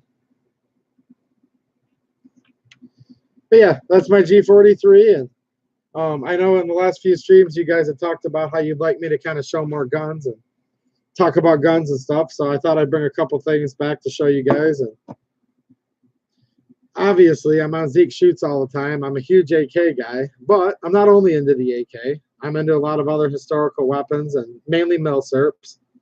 So if there's any milsurp you guys are into, just let me know. It was literally just one of the viewers last week saying, do you have a G43? And I said, yeah, actually I do. I'll bring it next time. So I did. And then, of course, you guys have seen this in other streams, but it's been a little while. Maybe some of you didn't. I brought this here just because it goes right along with it. This is one of my P38s. I think this one's pretty neat because just like this G43, there's no import marks on this G43. Here's a nice original example of a P38 that's also not import marked. Actually, all my other ones besides this one are import marked, so it kind of makes it a little more original. See that natural patina I'm talking about that happens with actual war-used weapons over the years. This one's also Waffen-Op marked, and they're still original. There we go. There's your Waffen-Ops. And this is an AC43 code. So these guns were made a year apart from each other. Could have been on the same battle with each other in theory. I mean, probably not because it was a big war and Germany made a lot of guns, but you could very easily have found a German soldier possibly with one of these holstered while firing one of these. I mean, These are definitely right in the same era. Meanwhile, fighting the Soviets, who, yeah, obviously had the Toker out by then, the TT-30, TT-33. But don't forget, the old hammer and sickle was still out there too. These guns were actually used in World War II and manufactured all the way to the end of World War II. So while the Tokarev is a great design, and obviously inspired by John Browning, it is kind of almost a joke if you think about it, that you had Russians firing these against this. I mean, these guns, let's just pretend for a second this is a 1943, because it could have been. They literally made these right up to the end of World War II. Could you imagine a country making this at the same time another country made this? Like, in my opinion, it's not even close. So, and as I've talked about in the past, the P-38, that was just a revolutionary gun. I mean, it was so far ahead of its time in the 1940s. Double action, single action, decocker. I mean, these are still features that people desire today. Germans thought of this way ahead of the game. Obviously, the open slide that heavily inspired the Beretta 92 series / M9, which, although SIG got the contract, we're still using guns in our military today because they haven't replaced all the Berettas yet with this same technology. So I think that's pretty cool. But yeah, this is an AC-43, all numbers matching gun. It's got the little Waffenamt here. As you guys know, any of you that own any German World War II guns, they Waffenamt and serialized everything. I mean, down to like little parts. Like you'll find screws with Waffenamts on them on these guns. Even a serial number right there, if it'll focus. But yeah, this has got, again, that so-called Bakelite phenolic resin grips. The material of these grips is not unlike what we saw in the handguard of the G43. Just typical 1940s era German stuff. But yeah, the non-drop free heel mag release, which again, that was the manual of arms to always retain your mag. So it wasn't because they didn't know how to make the mag drop free back then. They purposely wanted the mag to sit there so that you could grab it. Little tab here for your finger, pull it out, retain your mag. Or a lot of times, this might be your only mag you had because they were only issued with 2. So if one got damaged, lost, stolen, you were going to have to just take this mag out and just reload it. It wasn't like we think now where you might have, 6 mags across your plate carrier as a loadout. Not necessarily back then. All right, guys, let me check in the comments real quick here again. Let's see here. Okay, yep, G43, almost a Garand, Albert says. Well, the Garand come out first, and I think part of the Garand success with being able to drill the gas port in the barrel is what gave the Germans the confidence to do it. I could be wrong, but I remember reading that. Brasser says, that's mine. I lost it one time. Oh, boy. Warsaw, yep, it's chambered in 8mm Mauser, like I was saying. Albert says it's a beauty. Thank you. I'm actually kind of proud of this rifle. It took me a while to get one of these, and I've had it for a few years now. That's another one of those guns. They just keep going up in price. Every time you look, they go up. So if you want something like that, I get it now. I mean, you look at those, you look at the SVT-40, which would be like the Russian kind of equivalency of. SVT-40s have gone through the moon and back in the last 5 years. Let's see here. Yeah, if you can get me a cleaning rod for it, Warsaw, I'd appreciate it since you're the one calling it out. I'm expecting you to find me one, okay? So send me a correct cleaning rod for it, and I'll be happy to put it on there. Sound good? Albert's talking about the Steyr 8mm straight pull. Would that be like the Steyr Mannlicher? I laugh every time I say Mannlicher.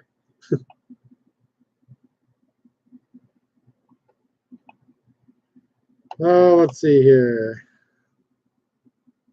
What do we got? What's a 1939 Luger worth? Looks decent. Comes with 2 mags. One of them is SS marked. Local shop wants 1,800. What do you guys think? Yeah. I assume that's a Waffen marked Luger. That's a World War II. So, yeah. That's probably not a bad price for that gun. Because you'll find there's different eras of Lugers. I mean, Lugers are a whole. I don't even want to get into Lugers right now. I know a little bit about them, but it's just I could keep going. But World War II Lugers are actually quite desirable.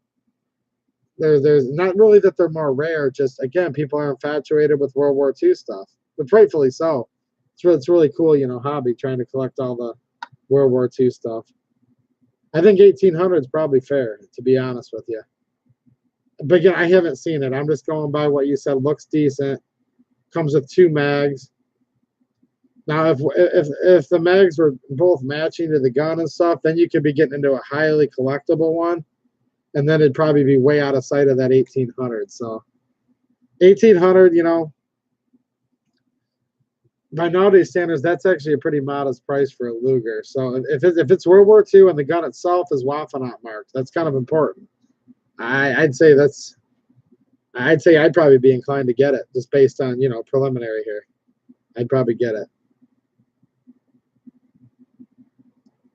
So that's the thing. So like Warsaw says, during World War II, it's funny, the Soviets were our friends when us and the Soviets were captured and we placed in work labor prison camps. Let me follow that again.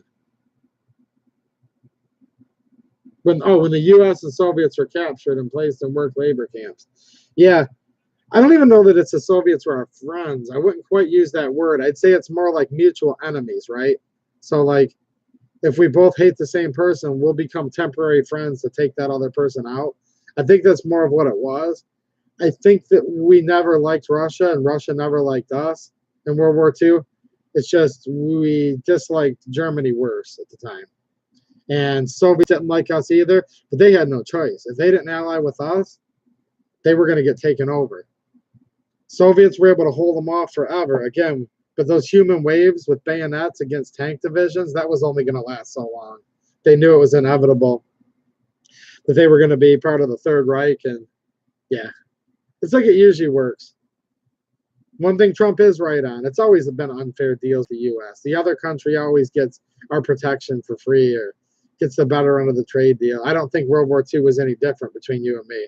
Now, I'm glad we did it, but I'm just saying, I don't think the United States ever got paid properly for what it did. Let's see here.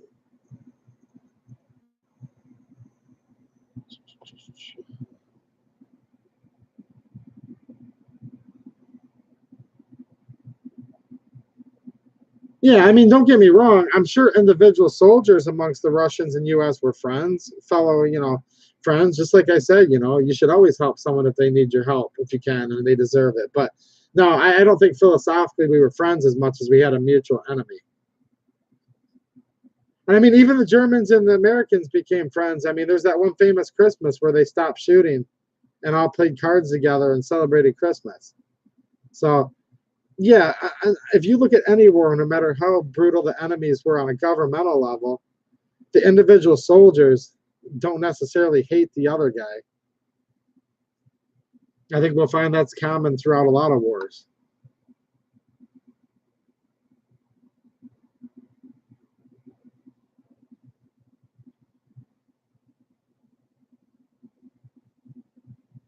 Okay, where can you do some good research on Lugers? There's a couple good books.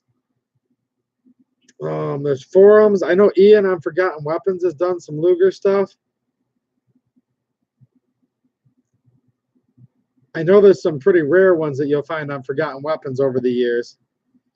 Lugers are like a thing in and of themselves. Like it almost takes a while to research on how to research a Luger because they can get that complicated. I can't think of the name of the book right now. There's a really, really good book for Lugers, though. If one of you guys know the exact one I'm talking about. Now, there's a bunch of good books, but there's like one that's considered like the best. I'll get back to you on that, Dante, what the name of the book is. Yeah, Wikipedia is very generic, but there's books on it, and there's actually Luger forums too. Yeah, Wikipedia, yeah, that's not what he's looking for, Warsaw.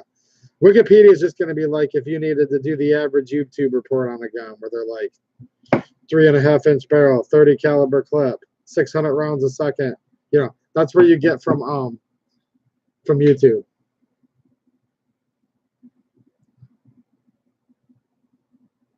Yeah, the Christmas truce. That was World War I. Yeah. 6'4" Hemis here. How's it going, man? You couldn't connect earlier. That sucks. I know you said yesterday you were looking forward to the stream, so I guess go back to the beginning and watch it at your leisure. I went on a mega rant for about 45 minutes straight, including having to get loud with somebody. Oh boy, Albert's rubbing them. That's how we know we got friends in here.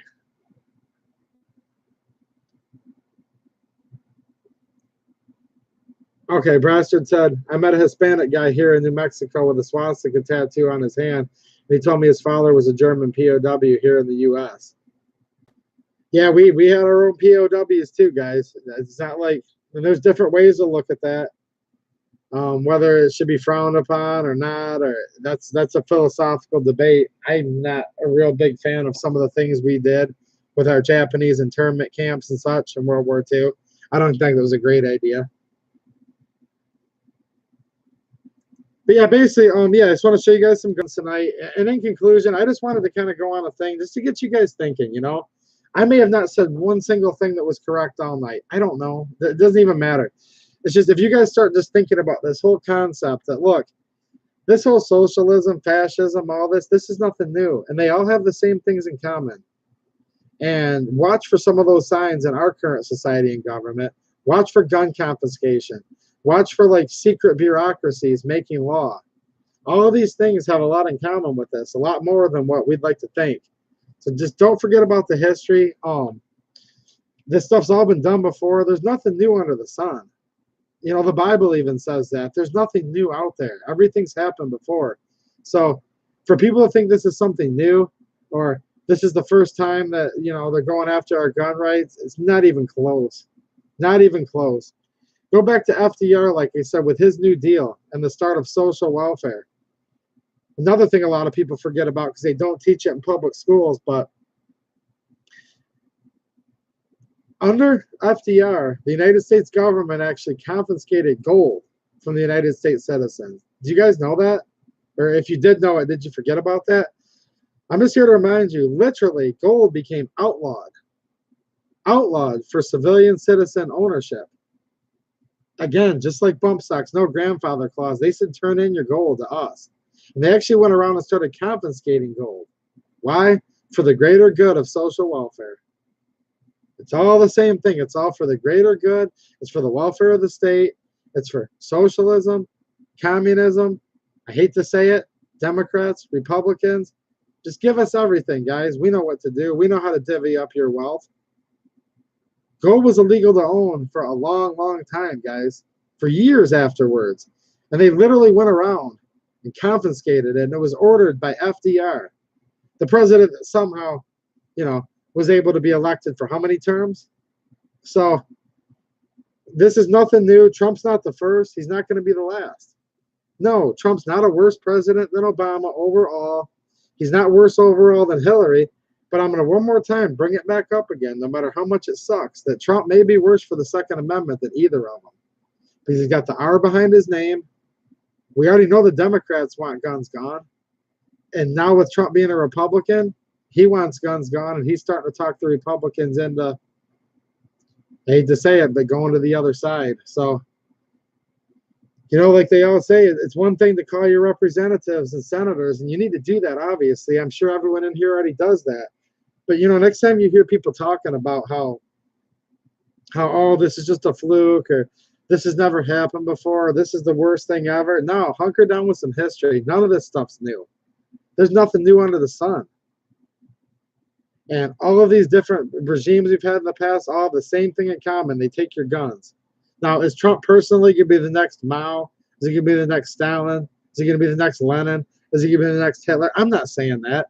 This isn't MSNBC conspiracy TV, guys. I'm not literally accusing Trump of being Stalin or Lenin. But what I am saying is it all starts somewhere.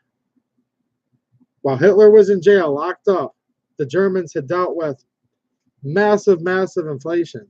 Massive inflation, okay? This here represents massive inflation, okay? This is a Zimbabwe, $10 billion. This was actually worth $10 billion in the country of Zimbabwe in 2008. Now, with this $10 billion, you might be able to get a loaf of bread. So I'm bringing this up for a reason. They took the gold. And just because some people aren't old enough to remember that, or if they are, they forgot about it. Once they take gold from you, and they've done it before, and they take guns from you, because they've done that before, we all know that. These people here, they definitely took guns, and then asked you if you'd like to go on a train ride politely with one of these to your head. Here, take this train ride. No thanks. Okay, I'll go on the train ride, right? These people here killed probably more people than Hitler did after the history books have finally started to talk about it. Currencies have gone from where Zimbabwe used to have $1. So don't think for a minute that this was like where their currency started. No, they were also still making $1 bills when this came out.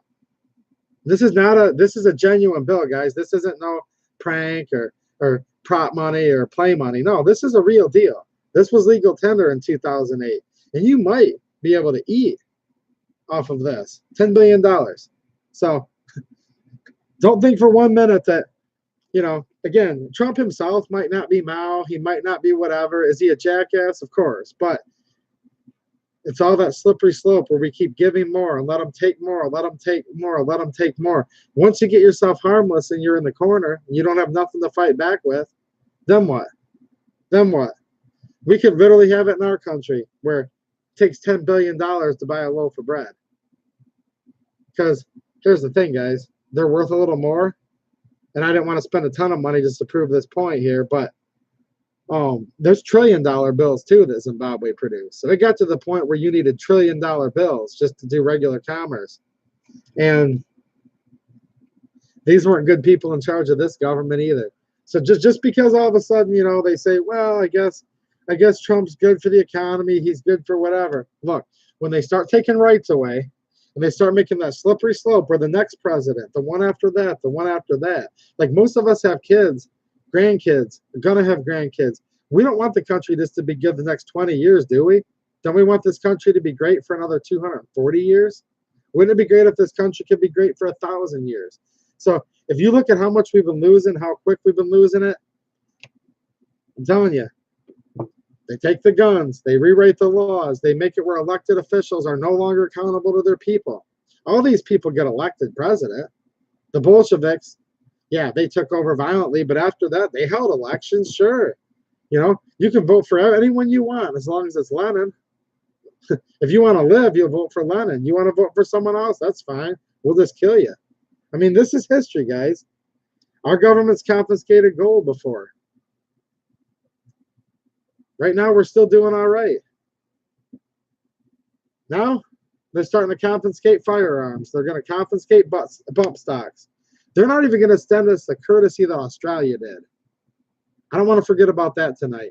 When Australia took the guns, it was mandatory, all right. You go to prison just like the bump stock, but they had the courtesy to actually pay their people fair market value.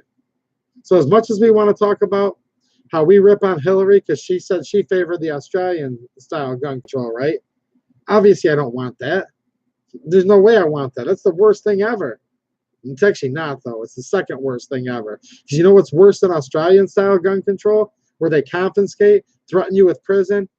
It could have to the point where jackbooted thugs come to your door and break it down with guns to take your property. Yeah, there's one thing worse than that. This bump stock ban where they're going to do the same exact thing, but they're not even going to pay you 1 penny for it. I'm just calling it what it is, guys. This bump stock ban is worse than Australian-style gun control. There is no compensation. There is no grandfather clause. You're not even allowed to spend $200 for that tax stamp, even if you wanted to. So just get with it, and now it's buffering. I hear after I'm trying to hit some key points and calling these bastards out. Now it buffers. So it is what it is. They don't like something and it buffers. Well, whatever. All right, I'm gonna just take one more quick look at the chat here and get on out for the night.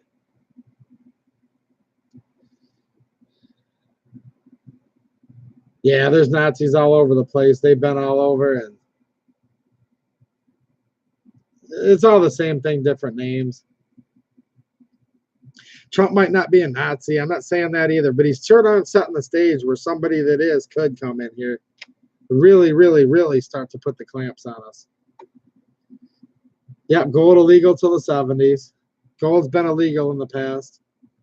Might become illegal again. Who knows? Guns have been legal in the past. Are those becoming illegal? It almost seems like it.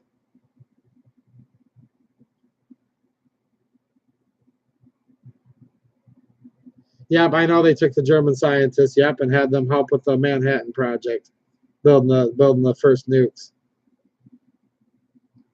Yep, Dante, give them an inch, they would become ruler. Absolutely. That's what this is all about. You give them that 1 inch, they always take a mile. These are greedy people.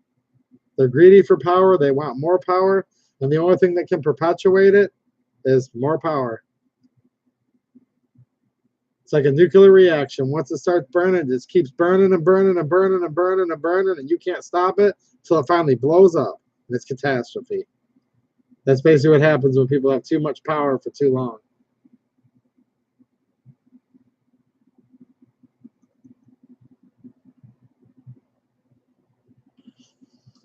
Yep, gold was grabbed. That's true. Guns have been grabbed in the past, and they're trying to grab them again.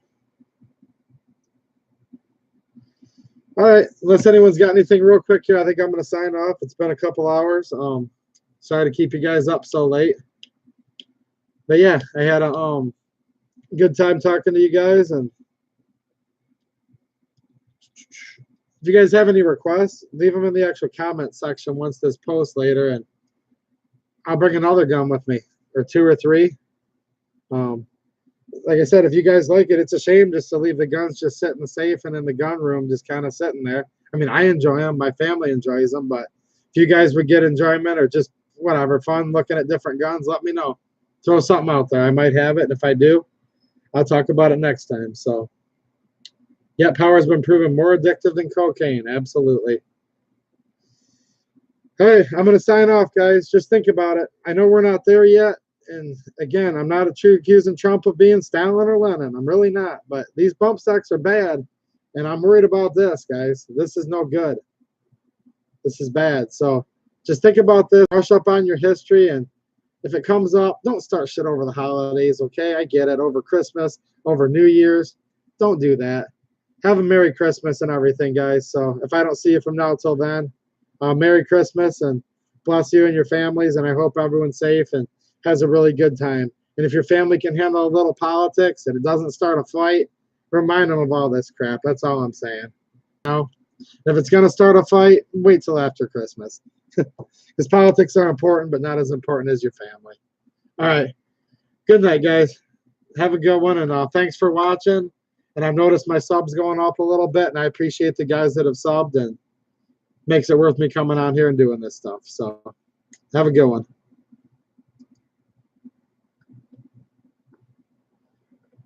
Oh, and I've got to copy the link here real quick.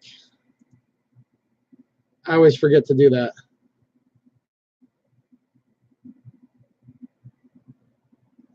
All right, now I can end it.